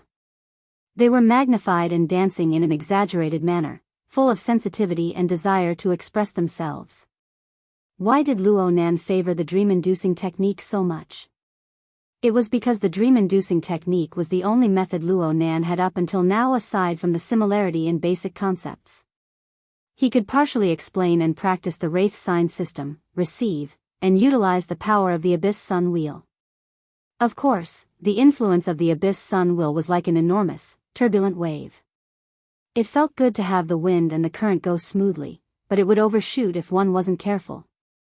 The psychic technique can retrace the past. It can foresee the future. The dream-inducing technique plus the Abyss Sun wheel, along with my original creative intent, are all aimed at foresight. But right now, the driving force is hard to control, and the information I extract and associate is far too jumpy. I can't find Wu Jun right now. Excluding the possibility of the psychic failing, it's more likely that this matter hasn't happened yet.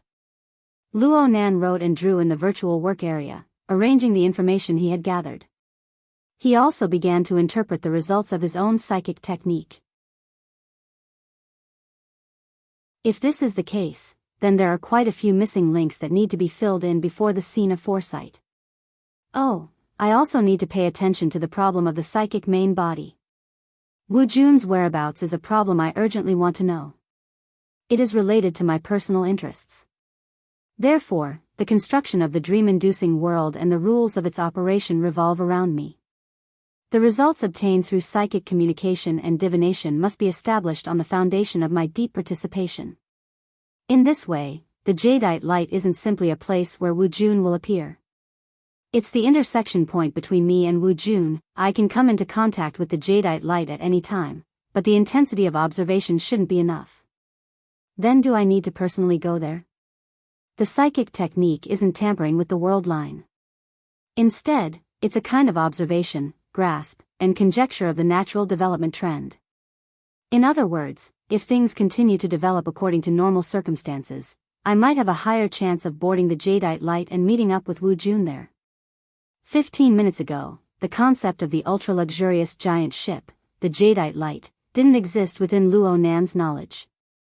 However, the current location of this giant ship was the cruise ship dock of Ban City. Ban City was a place Luo Nan had to go to in the next few days. He needed to make advance arrangements for the purge of the cloud world. He also needed to use the resources of the Blood Flame Order over there to practice and master the new abilities brought about by the biochemical reactor. In particular, he needed to adapt to the short yet powerful explosive period of the weak electromagnetic muscle structure. The situation seemed to have become a bit clearer. But how could he take another step forward? He never had any plans to ride a cruise ship. He didn't even have one now. Who could hold a gun to his head and force him onto the ship? Luo Nan went in circles for the following period of time, but he didn't get any results.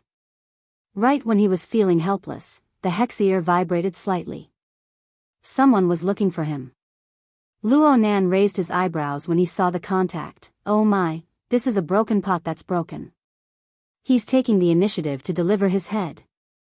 The person who sent the communication request was none other than a certain person who had gotten into trouble by mistakenly believing in Big Mouth. Luo Nan let out a breath and directly issued an ultimatum after connecting. Bro Octopus, let's meet in the fighting arena tomorrow. We'll settle our grudges in a single fight. I guarantee I won't kill you. Can I talk about proper business? My proper business has become a world-class tidbit. Why don't you explain it to me? Cough, a professional explanation is definitely no problem for me. According to the YSTR gene locus, you and the other person definitely don't belong to the same paternal line. You need to know that I've even collected a sample from your grandfather. I've even called up the SCA database for your father's genetic records. I can confirm that there isn't even a 1 in 10,000 chance. This is good news, right? Hee hee. Luo Nan could only respond in this manner. Frankly speaking, Luo Nan let out a sigh of relief in his heart with this kind of result. Even though he didn't have any so-called expectations towards a certain person, it wasn't a bad thing to be able to be a bit less disgusting. Also, he could use a more natural attitude to face polio. This was undoubtedly a good thing. Right. This was a good thing. But he still wanted to beat that bastard octopus to death. Octopus laughed dryly a few more times, but he lacked the strength to continue. He simply sent a picture over. The picture was automatically projected onto his retina in the communication state. It should be an automatic photo.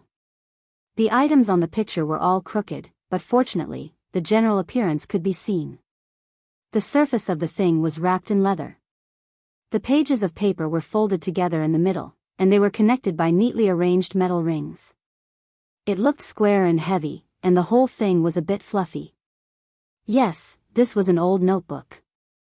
It was an item that had practically been eliminated in the current era. However, the one in the picture clearly fully realized its value.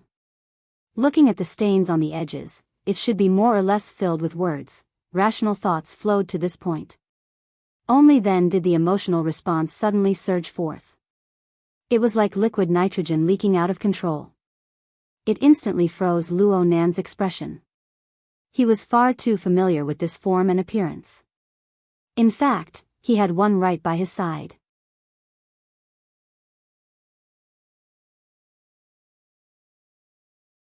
Chapter 728. From the Pingjiang district in the southwest of Xia City to the Lilan district in the northeast, there was a large diagonal that ran through the entire city. Normally, this traffic line was known for being busy and congested. Luo Nan rushed out of the classroom. He grabbed a flying beetle before most people got off work and hurried over to the Shungbing building.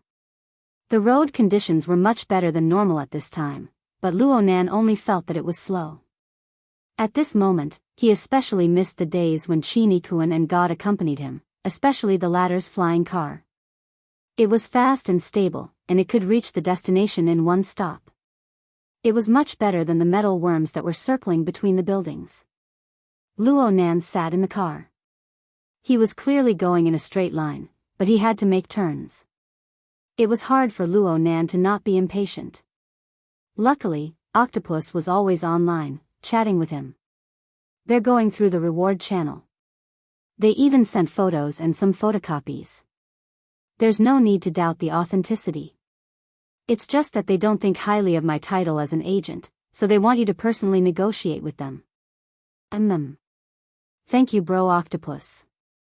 At this very moment, the bit of resentment regarding the paternity test had long since been tossed beyond the highest heavens.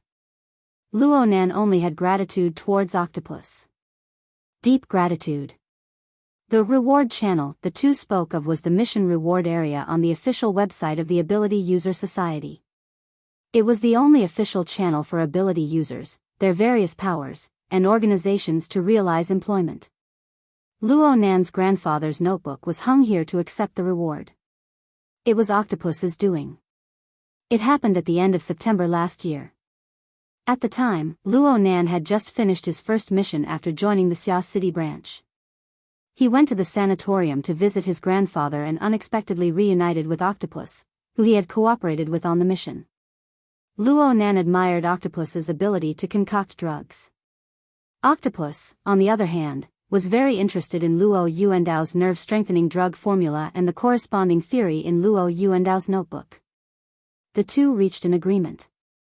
Octopus would help Luo Nan concoct the drug, and Luo Nan would authorize Octopus to make a rubbing of the notebook for in-depth research. Later, Luo Nan rapidly broke through the limits of the self-format. Drugs and whatnot were no longer of use to him. Octopus kept on studying Luo Yuandao's notebook and published many papers one after another. He could be considered the first person to open the door for formatting theory. Both sides of the transaction were interesting people. Luo Nan's drug concoction had been set aside, but he believed that Octopus's research on his grandfather's notebook provided solid proof for the value of formatting theory, so he was very satisfied. As for Octopus, the drug concoction conditions he had originally agreed to were now useless, but he didn't want to take advantage of Luo Nan. So he paid out of his own pocket to rent a long-term advertising spot in headquarters' official bounty area, offering a bounty for the whereabouts of Luo Yuandao's notebook. Octopus had mentioned this matter to Luo Nan before, but Luo Nan had forgotten about this matter after half a year had passed until today. Compared to the restless Luo Nan who had heard the good news, Octopus, who had originally intended to use this to make up for his crimes, had regained his rationality earlier. He fiercely gave Luo Nan a heads up, since the other side has proposed negotiations, they certainly won't be satisfied with the bounty on the list. Right now, your status and value are different. The name, formatting theory, has undergone an earth-shattering change compared to before. To be honest, the price hanging on it doesn't match. We have to be prepared for the price to be raised. Yes, I know. Hey, you're clearly going to get ripped off if you negotiate in this state. Don't forget, this is just one of the hundreds and thousands of notebooks your grandfather has. If the first standard is raised too high, then the rest will really explode. No matter how good your credit rating is, it won't be able to fill this bottomless pit. Yes. I know. Fine. Let's find external help. Octopus looked at Luo Nan's dishonest appearance and felt despair. He was a young man. Once his emotions got to his head, he would certainly disregard the consequences. He knew that he wasn't a negotiation expert, and he wasn't someone who could persuade Luo Nan. He could only place his thoughts on someone else. If there's something, find the secretary. I'll ask Vice President He and have her come over to help you negotiate. Yes, yes. I understand. No matter what happened, Luo Nan, who was burning with anxiety, arrived at the Shangding building half an hour later. He headed straight for He Yuan's office upstairs. He Yuan and Octopus were already waiting. The two were in the middle of a discussion about the identity of the person receiving the bounty. He Yuan was very concerned about this point. Since we're going to negotiate face to face, why do we need to remain anonymous in advance? Maybe it's a habitual setting. I'm also used to being anonymous when I shop online. He intentionally changed the subject when you asked him just now. Could it be an acquaintance, an enemy? Octopus felt that he was a good person and didn't have many enemies. He naturally turned his gaze to Luo Nan, who had just pushed open the door and entered. Right now, Luo Nan's mind was filled with notes and notes. He forced a smile at the two and said, "You'll know when you see him. Brother Octopus, I'll trouble you to contact him. We'll talk face to face." "That's fine. But you're just going to talk like this? Shouldn't you be sitting in a boss chair, separated by an office desk, and have a secretary standing next to you or something?" "Hiss, you're wearing a school uniform." Luo Nan knew that Octopus was purposefully teasing him, but he still couldn't help but grin. His mood was a bit more relaxed. "Yeah. I hope they'll give me a discount on account that I'm a poor student." He nodded to He Yuan as he spoke. "Sister Yuan, I'll have to trouble you again today." "It's what I should do." He Yuan responded with a smile. Today, He Yuan was still dressed in formal business attire. Her hair was tied up, and she wore a simple and generous white shirt on her upper body. Her lower body wore dark-colored trousers paired with heels of the same color. The color was low in saturation, but at the same time, she still looked capable and refreshing. She looked a bit more gentle than usual. Needless to say, this kind of makeup, her slightly drooping cheeks, her solemn and dignified aura, and she quietly stood slightly behind Luo Nan. She really did have the style of a first-class secretary. It was just that the school uniform of a certain someone in front of her was too out of character. "I'll be in charge of communication. You'll be in charge of showing your face. Secretary, he will be in charge of negotiating the price. The division of labor is clear. We can't interfere with each other. Especially when negotiating the price. Do you understand?" The three people stood in front of the office desk. Octopus opened up the communication function of the official bounty channel. Since this wasn't an instant communication, Octopus didn't expect Luo Nan to pick up immediately. He seized this time to brainwash Luo Nan with high intensity. Luo Nan let out a breath and was just about to respond when he saw the projection in front of him open automatically. It showed that Luo Nan had received the message and had agreed to make a video call. He's here. The gazes of the three people focused on the projection area at the same time. First, a deep blue sky appeared over there. There seemed to be the whistling sound of the wind. The camera here shook endlessly. A face that seemed to be male entered and exited the image several times. It was only after a few adjustments that it finally stabilized. "Oh, Luo Nan, Boss Luo. I see the real person." It really was a male. He spoke in a slightly resounding tone and spoke in a familiar manner. He felt like a rather extroverted person. Truth be told, this person's appearance was a bit simple and clumsy. His forehead was quite a bit wider than an ordinary person's. His eye sockets were deep, making his forehead look like a deformed bulge. It was quite eye-catching. Luo Nan subconsciously examined him. "Oh, why does he look a bit familiar? Have I seen him somewhere before?" A thought suddenly sprouted in his mind.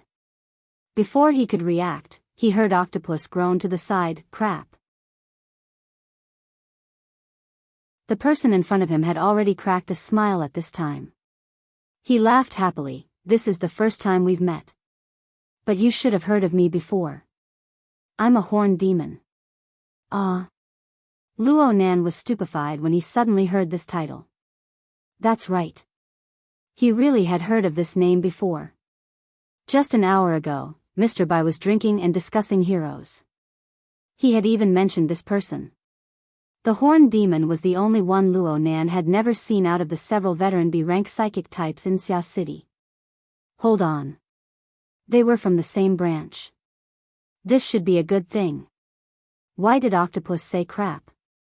Right when Luo Nan was confused, the Horned Demon's line of sight had already shifted. It streaked across Octopus's face and finally stopped at He Yuan. His long and narrow eyes, which appeared especially bright and clear, froze. Then a smile blossomed on his face as his entire face revolved around these eyes. Oh oh oh. Look what I see. A beautiful woman. A woman. The Horned Demon's tone became even more resounding, so much so that there were signs of his voice breaking. He was like a lousy opera singer who began his performance in front of the camera. I don't know how to address this lady. Wait a moment.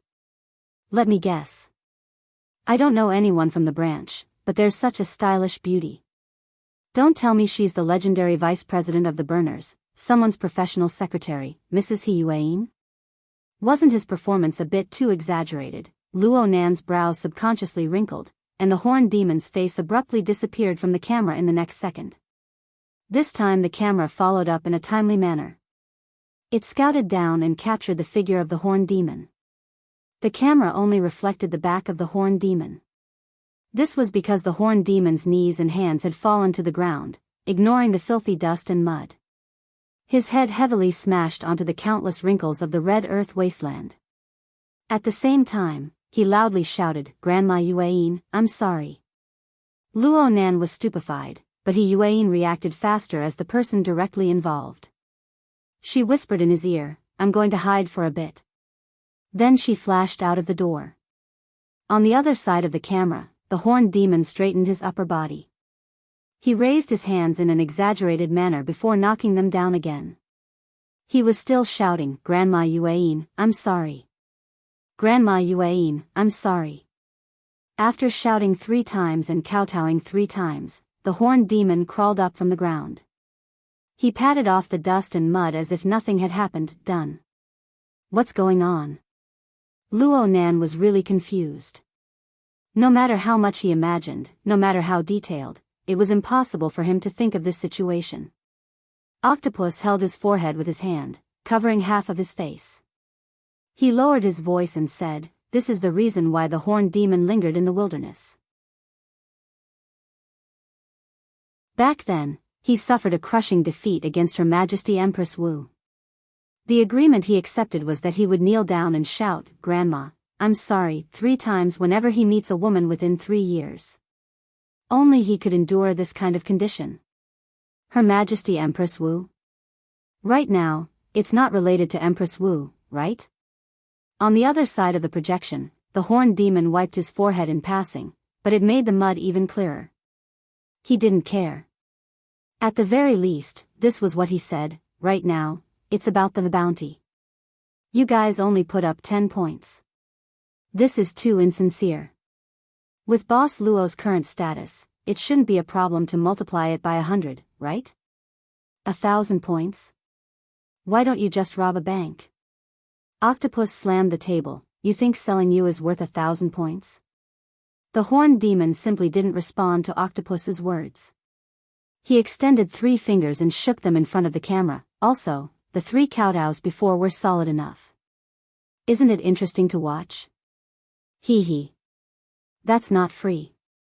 3 times. Raise it by 3 times and this notebook will be yours.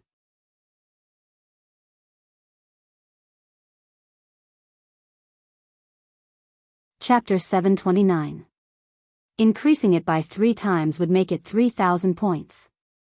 Frankly speaking, Luo Nan didn't have any special intuition when he heard the number that jumped out of the Horned Demon's mouth.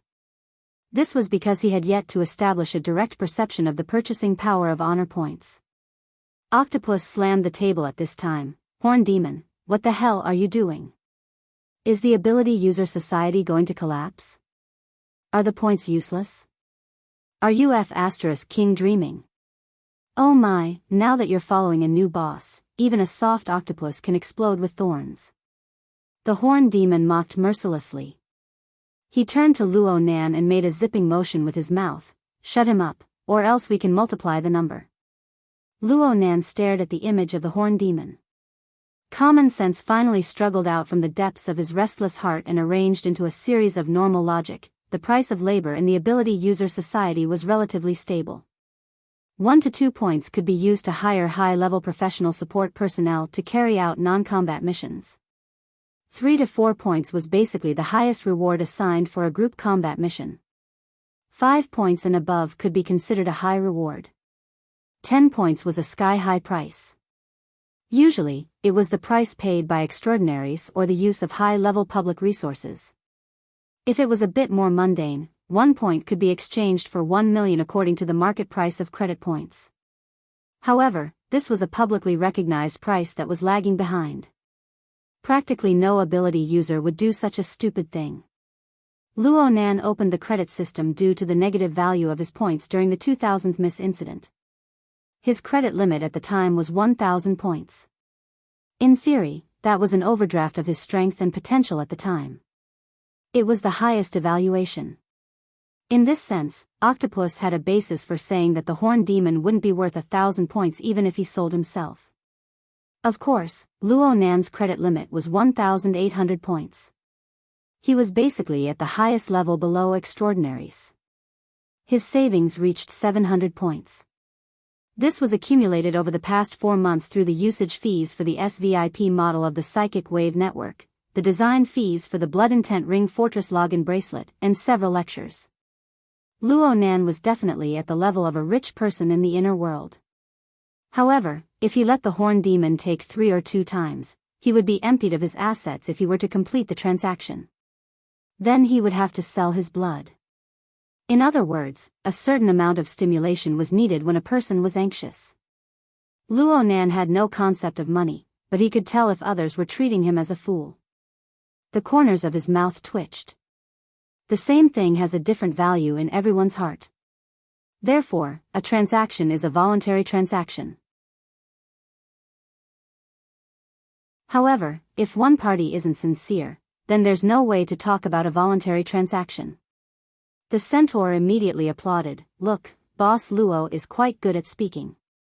To be able to say doubtful words so beautifully. That's good. Young people shouldn't do things based on subjective feelings. Luo Nan directly retorted back, if it wasn't for my subjective feelings, why would I rush over for half an hour to negotiate with you over an old-fashioned notebook that may have already been photocopied by you several dozen times? Aside from its value as a memento, it doesn't have any other meaning. The horned demon revealed an exaggerated smile, but Luo Nan didn't wait for him to follow up. He stared at him and said, we are all on the mental side. We are all psychics. If we throw away our subjective impressions and intuition, what is left? These words finally warped the horned demon's smiling face. His long and narrow eyes widened a bit as he stared at Luo Nan. It looks like we need to revise our impressions of each other. And also our bargaining chips. Luo Nan pursed his lips and watched the performance of the horned demon with cold eyes. It was just as he had said to the horned demon. A psychic basically relied on their subjective intuition when looking at people. Impressions were very important, and the horned demon's performance from the beginning until now made it very hard for Luo Nan to face him with the attitude of an equal trader. The horned demon really didn't walk this path. He widened his smile once more and a strange voice came out from his throat. Hua Hua, I really don't like the look in your eyes right now. The reason why I'm still able to maintain my communication with you is because my thirst for honor points is even stronger. Also, you need to maintain your respect for your seniors, kid. Otherwise, you will very likely regret your impulsive attitude. I'll pay attention.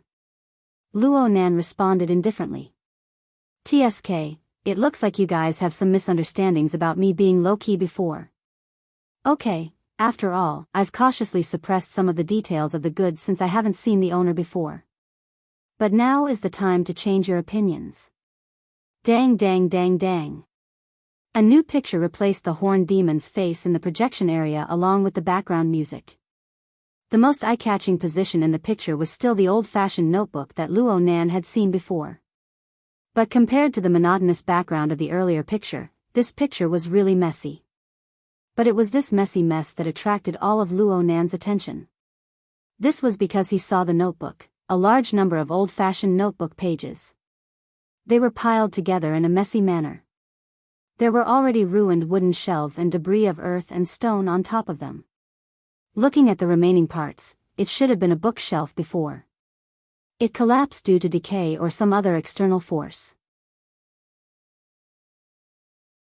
The notebooks placed on top of it fell down one by one. Some of them rolled and spread out. Some of them were stacked on top of each other. Some of them were submerged in the earth and stone. Some of them had already rotted under the damp environment. The handwriting was deformed. Luo Nan didn't know if he had unearthed these things from the details or if it was an uncontrollable imagination in his mind. It was just like the surging tide of emotions in his heart that were nearly out of control.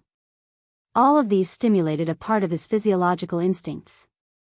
His eyes were moist and hot, and his fingertips were faintly trembling. Yes, yes, yes. That's the look in your eyes. I like your reaction. A filial child. A student who made mistakes. A gambler who lost his capital. The image of the horned demon reappeared. It was like an aria with an undulating tone. It was like the sharp laughter of a devil. It reverberated back and forth in the space presented by the picture. This is my sincerity and bargaining chip. Thinking back to when I first discovered them, I was so tired that my back ached from organizing them. I felt like I had lost 10 years of my life. Boss Luo, do you understand now how sincere the price of 1,000 points was? But the problem is that a man's dignity needs to be vigorously protected. So I don't just mind the wrong position of your beautiful secretary. I also mind the attitude you had when speaking to me just now. I need mental compensation. Yes. What should I multiply it by next? Horned demon, don't go too far. Octopus hated that he couldn't reach out and drag the horned demon out from the projection area. The horned demon spread out his hands and faced Luo Nan, and Octopus stares with a warped and ostentatious smile. I said that you will regret it. This is because you are unable to refuse my bargaining chip and trump card. Then 4 times. The horned demon held his belly in laughter when he saw Octopus' face suddenly change color. Relax. Relax. For the sake of our fellow Xia City branch companions, I will take care of your actual purchasing ability. I'm talking about 4 times the minimum of 1,000 points. 4,000 points. Octopus no longer dared to speak at this time. The horned demon began to perform like a stage play. You can think that I'm opening my mouth like a lion. You can also bargain as you please. And I will adjust the price at any time according to your performance. It's possible to increase it again. But please pay attention. Right now, I need to emphasize the main point. This is because I have a request that cannot be refused. He drew a circle in the air. Only a second later did Luo Nan realize that it was the sign of a clock's hand turning a full circle. This transaction needs to be completed within 12 hours. 12 hours? That's right. I know that there are too many capable people by Boss Luo's side. And the 2 photos I showed you and the conversation I'm having with you right now have already exposed a lot of information. If I give you the time to deduce, I'm not sure if I can still protect the benefits I deserve. The horned demon put on a calm demeanor with great difficulty, but he was narcissistic in the next second. And I'm a sentimental person. If you really bring out old man you and let him argue with me, maybe I'll become soft-hearted and agree to lower the price. I'm also taking a risk, okay? So, 12 hours. And this is calculated from the time I came into contact with Octopus. That's right. Our negotiation time is also counted. You can negotiate with me for up to 11 hours. Whether or not you have time to pick up the goods is another question. Wait, there's more. The horned demon raised a finger before Luo Nan could respond. In order to see your sincerity, I need a down payment. A 50% down payment. It's 1,000 points as the base. Give me 500 points first. I know you can take it out. And we are all companions of the Xia City branch. It's especially convenient to transfer money. Octopus was stimulated by the word, companions, to the point of going crazy. He gritted his teeth and growled, "You're not talking about business. You're kidnapping. Is there a difference?" The horned demon curled his lips and wagged his finger. Resource monopoly, patent monopoly, market monopoly. Which model isn't kidnapping? Capital can do it, but I, the horned demon, can't do it? Oh, speaking of kidnapping, maybe I can go a bit further. For example, like this. The horned demon snapped his fingers. The ruined bookshelf that appeared in the projection area suddenly burst into flames. All the images were distorted in the fire. Just as Boss Luo just reminded me, the true value of these notes can be reflected perfectly in the photocopies. As for the commemorative value, if we can't do business with each other, what's the use of keeping them? The horned demon's long and narrow eyes reflected the light of the fire and the color of blood. How about we make a bet? If this business fails, what will I do? When the time comes, it won't be these pictures with special effects. I will bring out even more efficient results for you to enjoy. Damn, I feel like I'm a villain when I talk like this. Then let's end this quickly. Your answer, kid. Luonan felt his ears buzzing after listening to too many of the horned demon's lines. His mind was a bit dizzy. He didn't pay attention to the threats in the horned demon's long speech. He didn't pay attention to the self-entertainment. He just confirmed with the horned demon according to his own understanding. You entered my grandfather's wilderness laboratory. The horned demon was slightly stunned. He chuckled, the standard answer. The surprise level isn't high enough, but most things in the world are like this. You can completely. Luonan interrupted him, there are still people there, right? The horned demon blinked and then said, you want to pry information from my mouth and get the coordinates?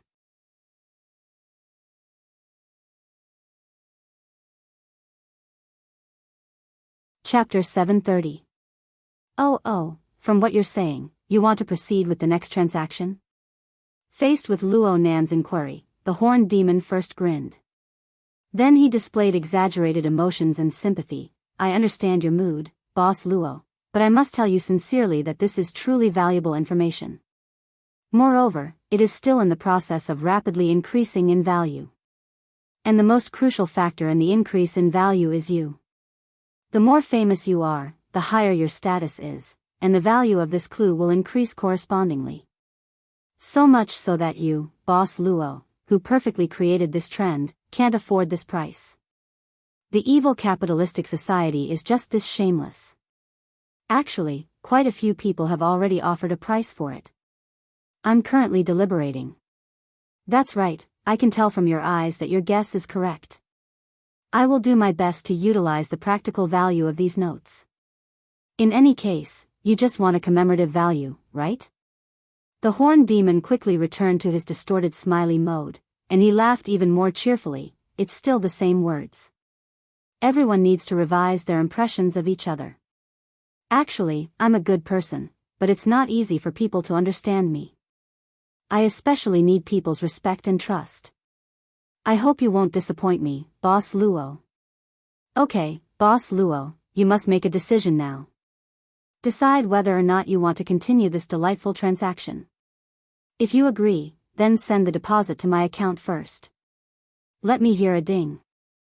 Then we'll have plenty of time to decide on the subsequent price and the location of the next transaction. Oh, I still need to remind you out of good intentions. You can see that I'm in the wilderness right now, and transportation isn't very convenient. You need to take this into consideration as well. Looking at it this way, the deadline of 12 hours really isn't that generous. Sweat had already appeared on Octopus's forehead in the office. At this time, a message from the psychic wave network cut in. He subconsciously pressed his ear and turned to look at Luonan, but he saw that there was no reaction from Luonan. His back was drenched in sweat, but he couldn't hide it. He gave Luonan a frantic look. There was no luck involved. His little movements were captured by the horned demon. The horned demon simply didn't pay attention to this side. He just spoke to Luo Nan. Boss Luo, you're now a famous member of society. There's no need to find your parents to feed you. Oh, sorry. Maybe you've never experienced this before. At this time, Octopus forcefully interjected, I don't know what Luo Nan is thinking, but I am very clear that Centaur must have lost his mind. You want Luo Nan to transfer money to you? What method do you use? Don't forget, if the official website had more than 100 points, it would be a huge payment. That was equivalent to hundreds of millions of dollars in funds. It wasn't like it was an organization against an organization, and the system didn't calculate it in real time. Also, when it comes to the stability of credit and currency, there's also a manual audit. Not to mention 12 hours, it might even be 24 hours. How do you calculate the time? The centaur cackled and pointed at the octopus. Such a technical question is definitely not something you can think of. Is that beauty he controlling it from behind? I know what you guys are thinking. You want me to use the high authority channels of the psychic wave network, right? I'm not in Xia City right now. If I want to log in and receive the signal, I'll need to use my own strength to support the signal transmission. Then you can seize the opportunity to lock onto my position. Okay, no problem. I'm a straightforward and upright person. I'll do as you wish. Boss Luo, let's add each other as friends. Oh right, it seems like you still have a recommendation system. Then Octopus, you can be a lackey again. Octopus had already recovered his calm. He turned a deaf ear to the centaur's vile provocation, but he couldn't help feeling a bit anxious when he saw Luo Nan's current state. He felt that Luo Nan's mind was wandering. Luo Nan should be angered by the centaur. Luo Nan's mind must not collapse at a time like this. Luo Nan. The centaur and octopus's continuous greetings finally brought Luo Nan's attention back. He looked at Octopus, and Octopus gestured for him to look at the information sent on the psychic wave network. A new mission channel was established on the psychic wave network. For now, there were only Luo Nan, Octopus, and He Yueyin. Octopus had already sent many messages. The last message was, delay him for a bit more time. He will certainly defend against the psychic wave network, but he can't defend against the sun and the weather outside. We can guess his latitude and longitude and lock onto his position. Let this deal go to hell. Luo Nan was expressionless as he left a message in the mission channel, it's fake. That's fake. He Yueyin's message was practically synchronized with Luo Nan's. Octopus didn't react for a time. What? The scene presented to us by the centaur is fake. He Yueyin explained further, although the angle of the sun's altitude and the progress of the natural light shift are very realistic, if we calculate the latitude and longitude, it should be the Chang'an Lake area in the middle of the old continent in the northern hemisphere. The relevant areas are all bodies of water that have been severely polluted by radiation. It's impossible for a large area of the red earth wasteland to exist. Therefore, we can basically confirm that the centaur should be in a highly simulated virtual setting. Holy crap! Octopus's mind nearly collapsed again. Fortunately, his mind was still clear. Then let's go check the deal of renting the virtual setting. This kind of highly simulated virtual setting can't be a mobile version of the wild. Damn it, which city is he in? Yes, so he has nothing to fear. The Psychic Wave Network completed the global deployment of relay stations 2 years ago. It can satisfy basic needs such as money transfer, communication, and so on. He can appear in any city in the world. Even if his current position is temporarily exposed, it will be very difficult to track him as long as the network is quickly disconnected.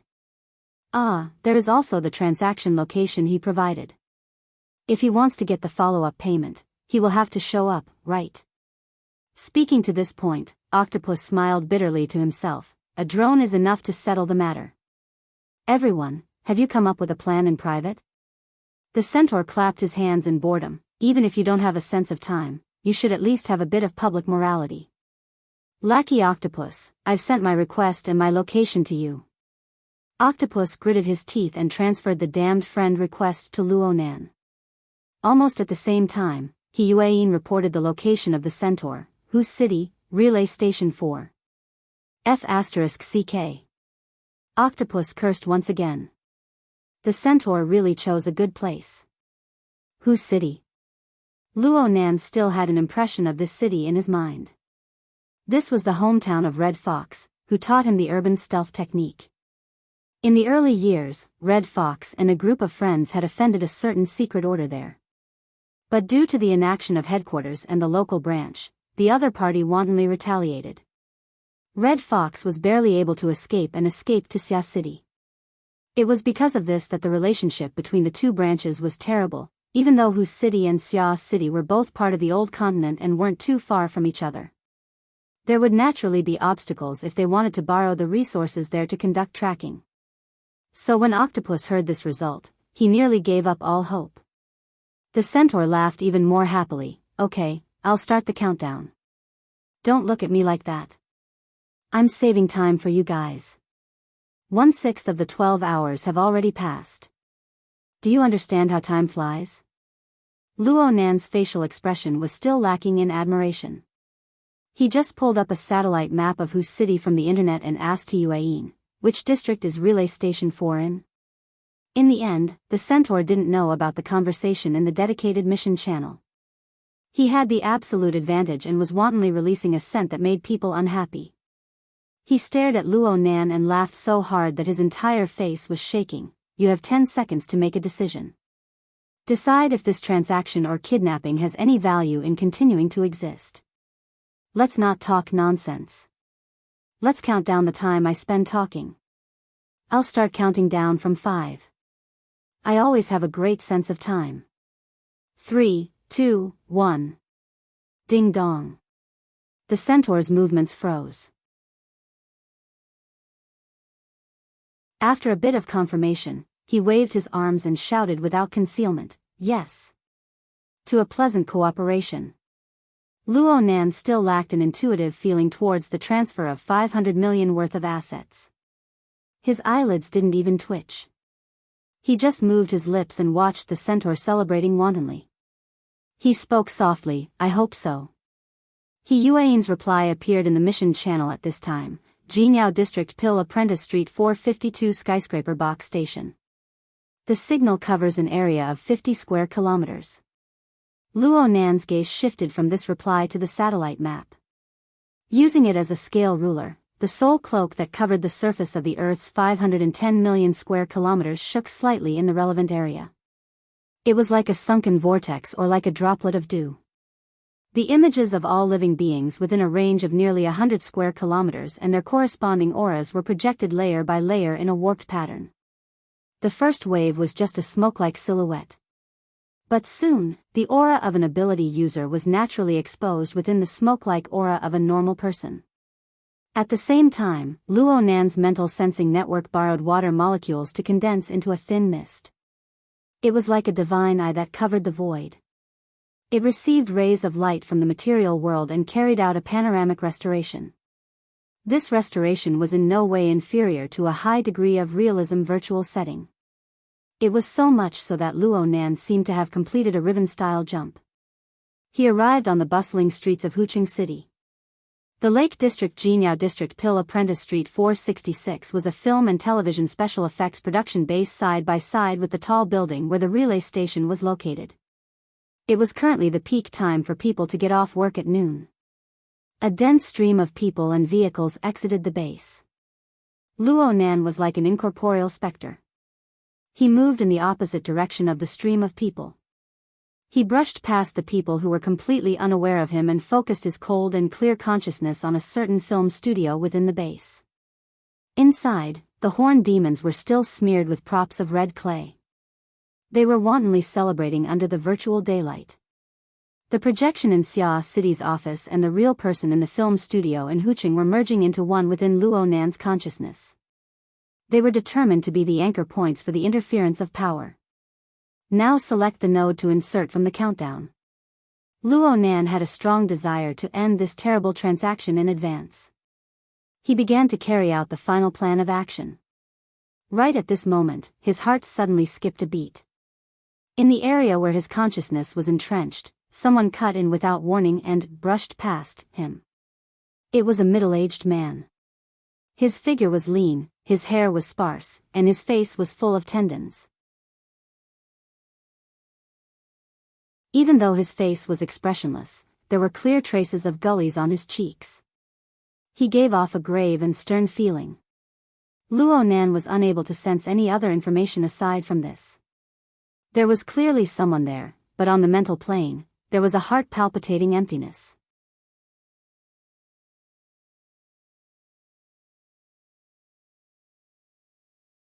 Chapter 731. Since they brushed past each other, they were walking toward each other. In other words, this gentleman, who was observing the empty space on the mental plane, was walking out of the special effects production base. Was he an employee here? What a joke. Luo Nan recognized this person at first glance. Luo Yuan. He had once built a mutant lair in the center of Xia City. He had infiltrated the Shangding building to assassinate President Ouyang. At the same time, he had used the inconceivable planar crossbow to nearly kill Luo Nan. Although this series of actions ended in failure, it did not harm this person's strength. This was a terrifying extraordinary. This was the only person that Luo Nan's invincible mental senses were unable to capture and monitor. Just like in Xia City, Luo Nan's mental sense network was unable to capture this person's trajectory in advance. Luo Nan suspected that Luo Yuan's body was the same as in Xia City. It was a rapidly proliferating empty shell of a clone body. It simply did not form an imprint on the mental plane. But no matter what form or state Luo Yuan existed in, he appeared in this area at this time. It was almost certain that he had a direct and close relationship with the Horned Demon, with his grandfather's notebook, and with this kidnapping and blackmailing incident. Was he an accomplice of the Horned Demon? Yes, wasn't using the word accomplice too highly of the Horned Demon? Luo Yuan's pace was steady and fast. Since he did not discover Luo Nan's focus, he followed his own rhythm and quickly walked out of the studio building. He boarded a black flying car that had been waiting at the entrance for a long time. The flying car immediately started and soon drove out of the base. It merged into the congested traffic of Hu City.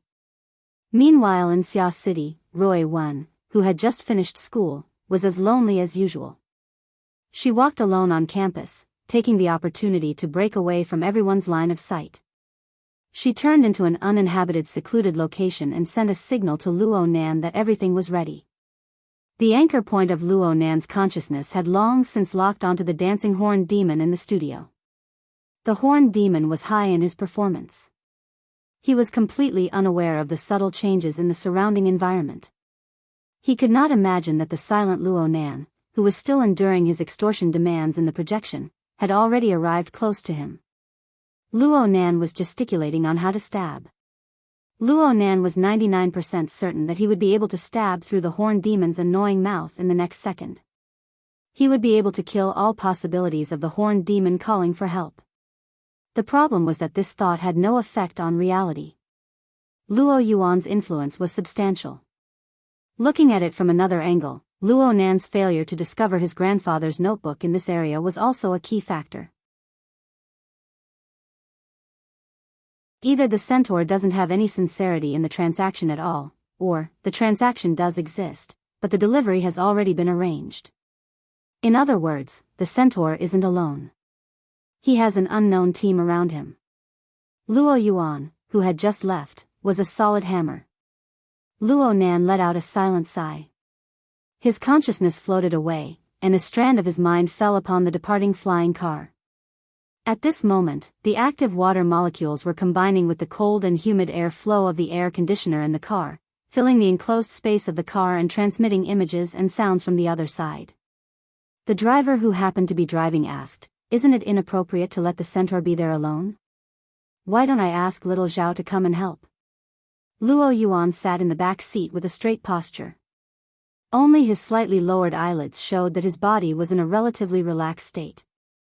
2 seconds later, he responded with a rather magnetic hoarse voice, that a treat plan is a matter for the young people. Whether it succeeds or not has nothing to do with me. Since the other side dares to let the centaur take the lead, then let him add a scene there.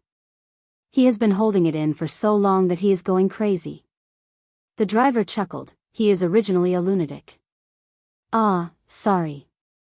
Luo Yuan withdrew his cold eyes, and his hoarse voice maintained a slow rhythm. Volunteers and experimental subjects should be distinguished. No matter how crazy the centaur is, he is still a warrior who actively fights against the genetic barrier. Yes, sir.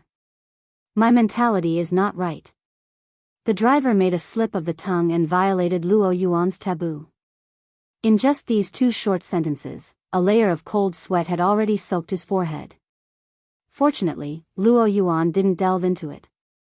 He talked half to himself. The genetic modulation of the centaur isn't successful. The so-called reference model is restored to human DNA, and there will always be strange problems. The centaur is now like dry firewood with oil. Once it burns, the controllability is too low. Maybe these models conflict with the double helix structure. The driver no longer dared to interrupt on this topic. Luo Yuan raised his head to look at the cold sweat on his forehead. Is it going to rain in Hucheng? The air is stuffy and humid. Ah, I'll adjust it. The driver was about to adjust the air conditioning function of the flying car when an invisible aura fluctuated from Luo Yuan's body. There was clearly no wind, but the car instantly became refreshed. The inside of the flying car became refreshed, but Luo Nan's consciousness was slightly sluggish. On one hand, he just received a lot of explosive information. On the other hand, the special structure of the water vapor driven by the soul cloak was instantly destroyed by the aura of Luo Yuan's radiation. Luo Nan almost thought that he had been discovered following and monitoring him. Fortunately, it turned out that it was just Luo Yuan's pursuit of a comfortable body. Even so, Luo Nan didn't dare to be like before, unscrupulously using the soul cloak to interfere with the operation. For a strong person like Luo Yuan, his perception of the external environment was exquisite. No matter how small the changes on the material plane were, it was not safe. Luo Nan carefully kept his distance. In this way, the scene and conversation in the sealed car were vague and hard to distinguish. It was difficult to extract effective information. Luo Nan could only wait. Wait for Luo Yuan to re-enter the open environment. Maybe then he wouldn't be so sensitive, right? The flying car continued to move and boarded the airport highway. It looked like they weren't going to stop at Hucheng. Instead, they were going straight out of the city. Luo Nan looked at the map and saw that there was an airport in that direction. They could also directly enter the wilderness. But no matter which one it was, it would take over an hour by car. He definitely had to follow them. It was hard to catch traces of a great enemy. Moreover, his usual mental senses were useless. It would be too much of a pity to give them up. But as for the horned demon, was he really going to let them go? Luo Nan wasn't willing. For Octopus Bro, every second of negotiating with the horned demon was a torment. The horned demon wasn't worthy of the word negotiation. He was just somewhere between a joke and a dream talk. It was completely impossible to realize conditions. He kept instilling them into Octopus Bro, breaking through the bottom line of Octopus Bro's mental endurance. As for whether or not the negotiation would be successful, Octopus had already seen it. This damned bastard didn't care at all. Motherf asterisk cur, don't tell me this fellow just wants to scam 500 points and then run. The more Octopus talked, the more nervous he became. He didn't know if it was fortunate or unfortunate. After paying the sky-high price of points, Luo Nan, who was directly related to the transaction, maintained a stubborn silence.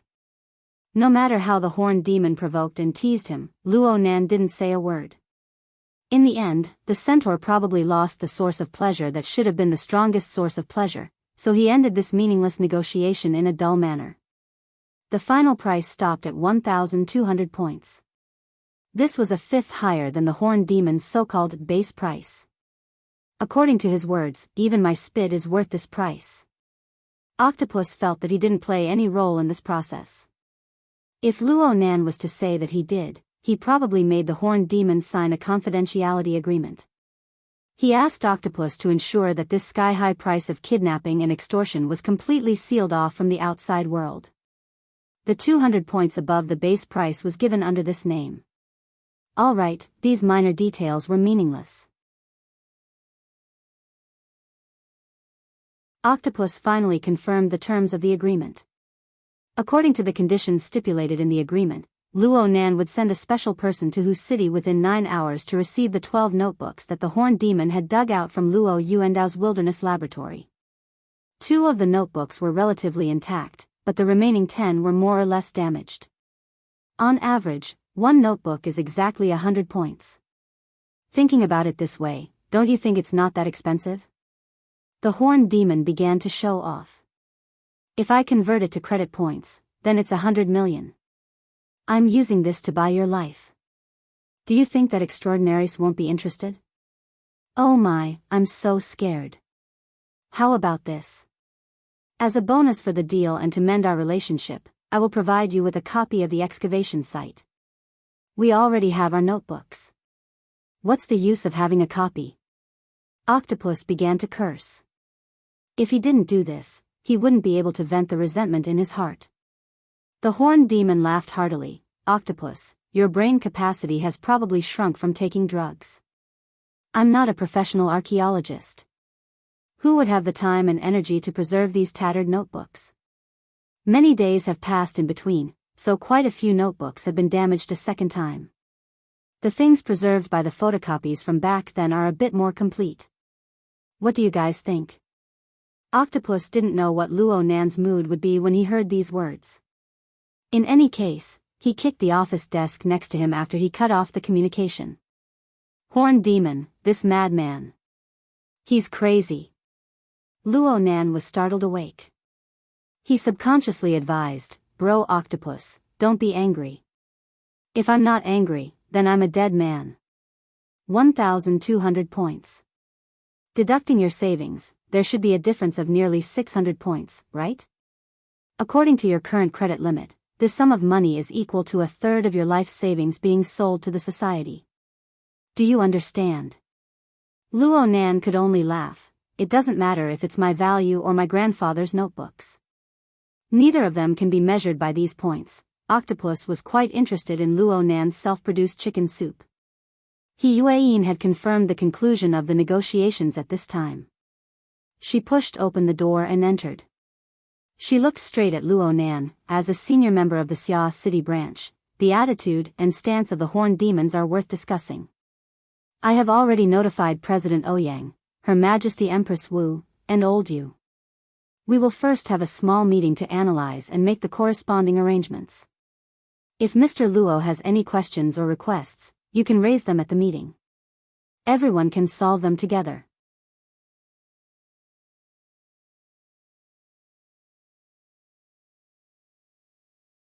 Chapter 732. Octopus heard He Yuan's arrangement. He immediately clenched his fist and smashed it into his palm. He gnashed his teeth.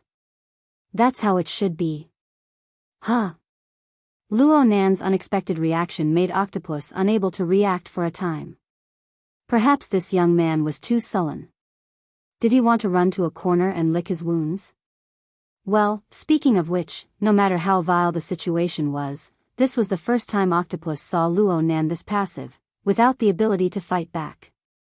Sure enough, Luo Nan's emotional weakness was grasped. He was far more fragile than usual. Nanster, you need to be steady at this time. Didn't they say that winning first isn't winning?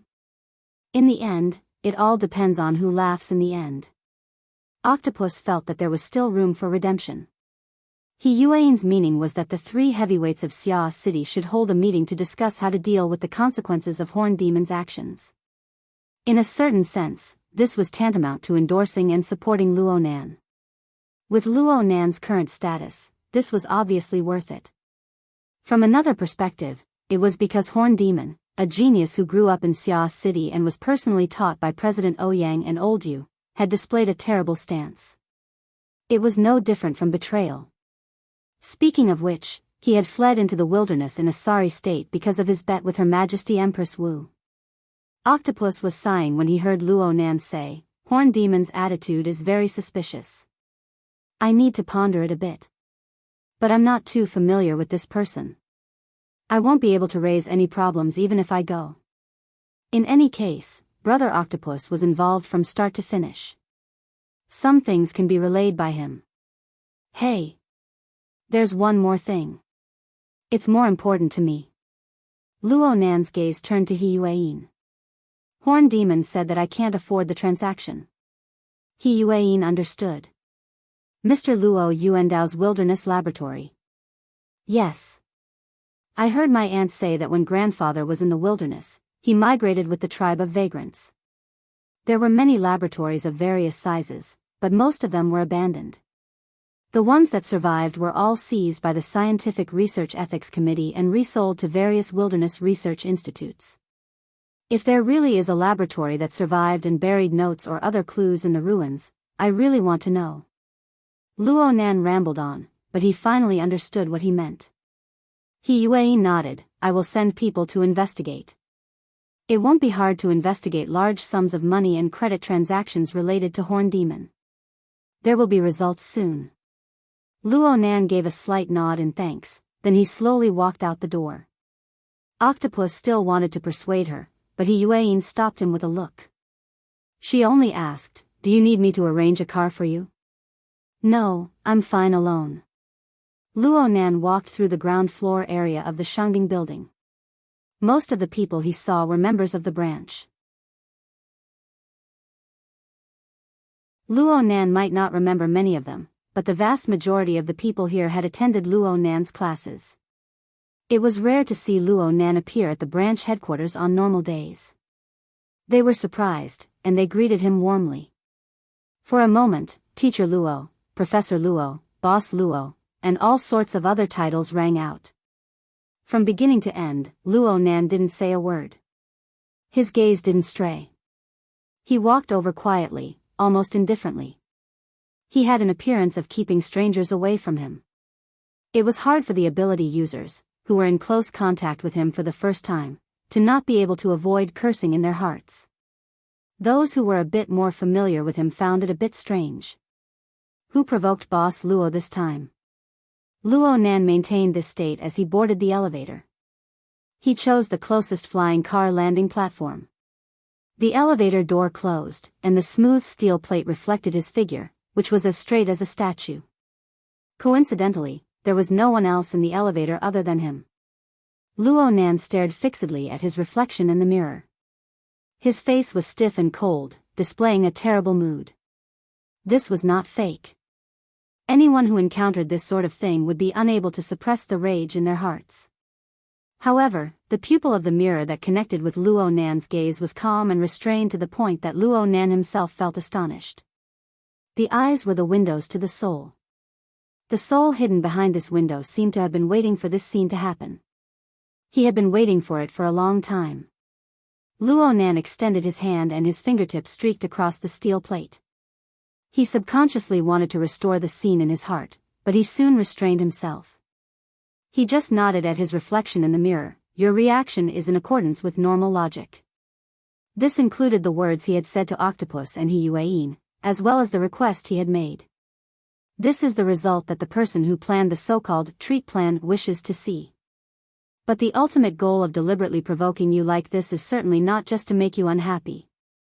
He wishes to use this sort of negative emotion to drive you to do certain things. He wishes to control your actions in a disguised way. What does he want you to do? Luo Nan conversed with his own reflection because he was the only one who understood the underlying logic hidden behind all appearances. What would the angered Luo Nan do under normal circumstances? Would he chase and kill the Horn Demon all over the world because of the notebook? No. It's impossible for the other side to know about the Soul Cloak and the Global Mental Sensor Network.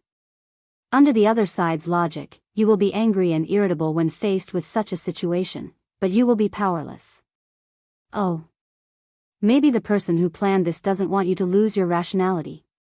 Because the actions of a person who has lost his rationality are hard to grasp. He can't be called a guest, but an enemy. The other side will most likely control the heat.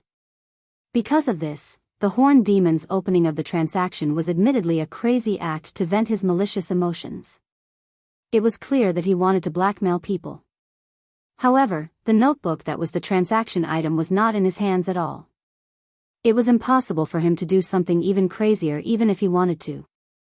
The roles of the negotiator and the delivery person were separated. This could be considered a type of risk control. Therefore, there shouldn't be any problems with his grandfather's notebook. The elevator went up to the middle section of the building. The elevator door opened and someone came in. Luo Nan saw a youth wearing a school uniform standing straight in the middle of the elevator. Luo Nan stared straight ahead and his lips were slightly moving. It was as if he was conversing with an incorporeal spirit. The scene was awkward for a time. This was only for the latecomers. Luo Nan had completely entered a state. He felt his mind grow clearer and clearer. His logic became clearer and clearer. He was like a student who had just stepped into an exam room and suddenly discovered that all the exam questions had been done before. Every single one of them seemed familiar.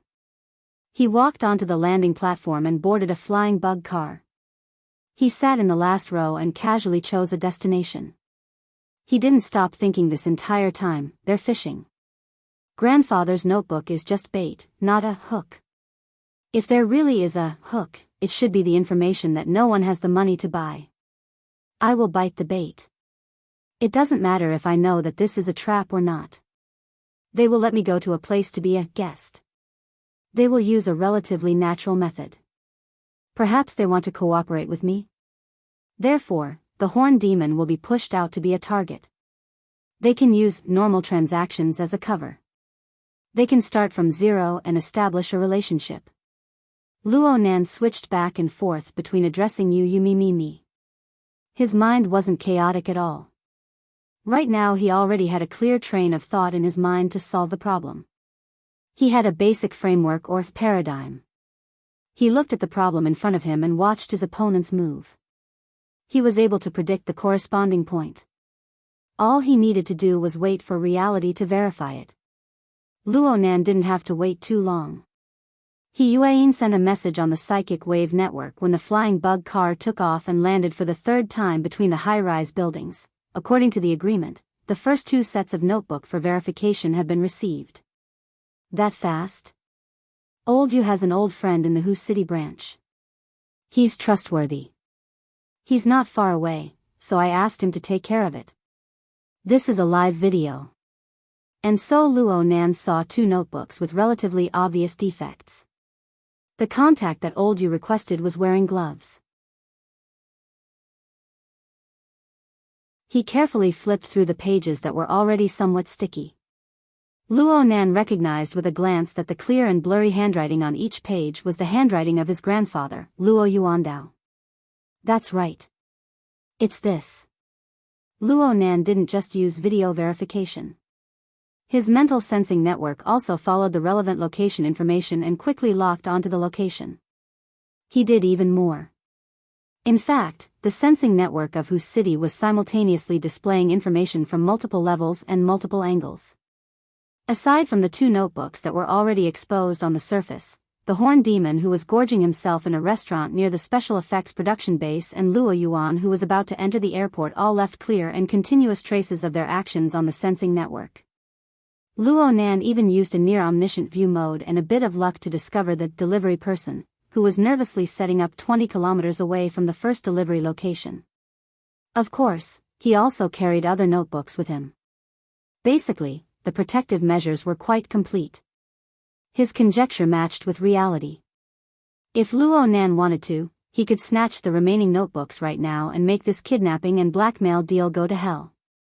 But Luo Nan didn't make any further moves, just like when he let the Horned Demon go. But this time there was no fear or helplessness in his heart. What replaced it was a peculiar feeling of anticipation. He needed further verification, but he wouldn't be satisfied with just verification. This game of chess had just begun. Of course, it wouldn't do to simply watch people make their moves. But to directly flip the chessboard right now was truly a reckless waste of God's gifts. Yes, this description was correct. Luo Nan had heard of an even more straightforward description. It came from a fellow psychic, Gao Meng, Gao Tianshi. It seemed to be a bit more appropriate, playing with the spirit of divination, being able to lift up the skirt of the goddess of fate and see the beautiful outline of the future. It's not an easy thing to do. Every time this happens, I don't even have time to enjoy her flirting. How can I destroy it so easily? There's no need to talk about good things. Even if it's a bad thing, I'll grind it to the very end. Then I'll play with a heart-pounding reversal. It'll feel good enough to the bone. Then I won't waste this trip. Back then, Luo Nan just laughed with his head down. He didn't express his opinion. But honestly speaking, he was in a leisurely and fascinated state at the time. He silently gave it a few thumbs up. You're tuning into the Dreamy Chapters YouTube channel. We're so grateful for your support, and don't forget to subscribe to join us on this incredible journey through captivating stories. Your generosity through donations truly makes a world of difference, as it's the primary source of revenue that allows me to expand and enhance this channel for you. Thank you from the bottom of my heart for being a part of this adventure.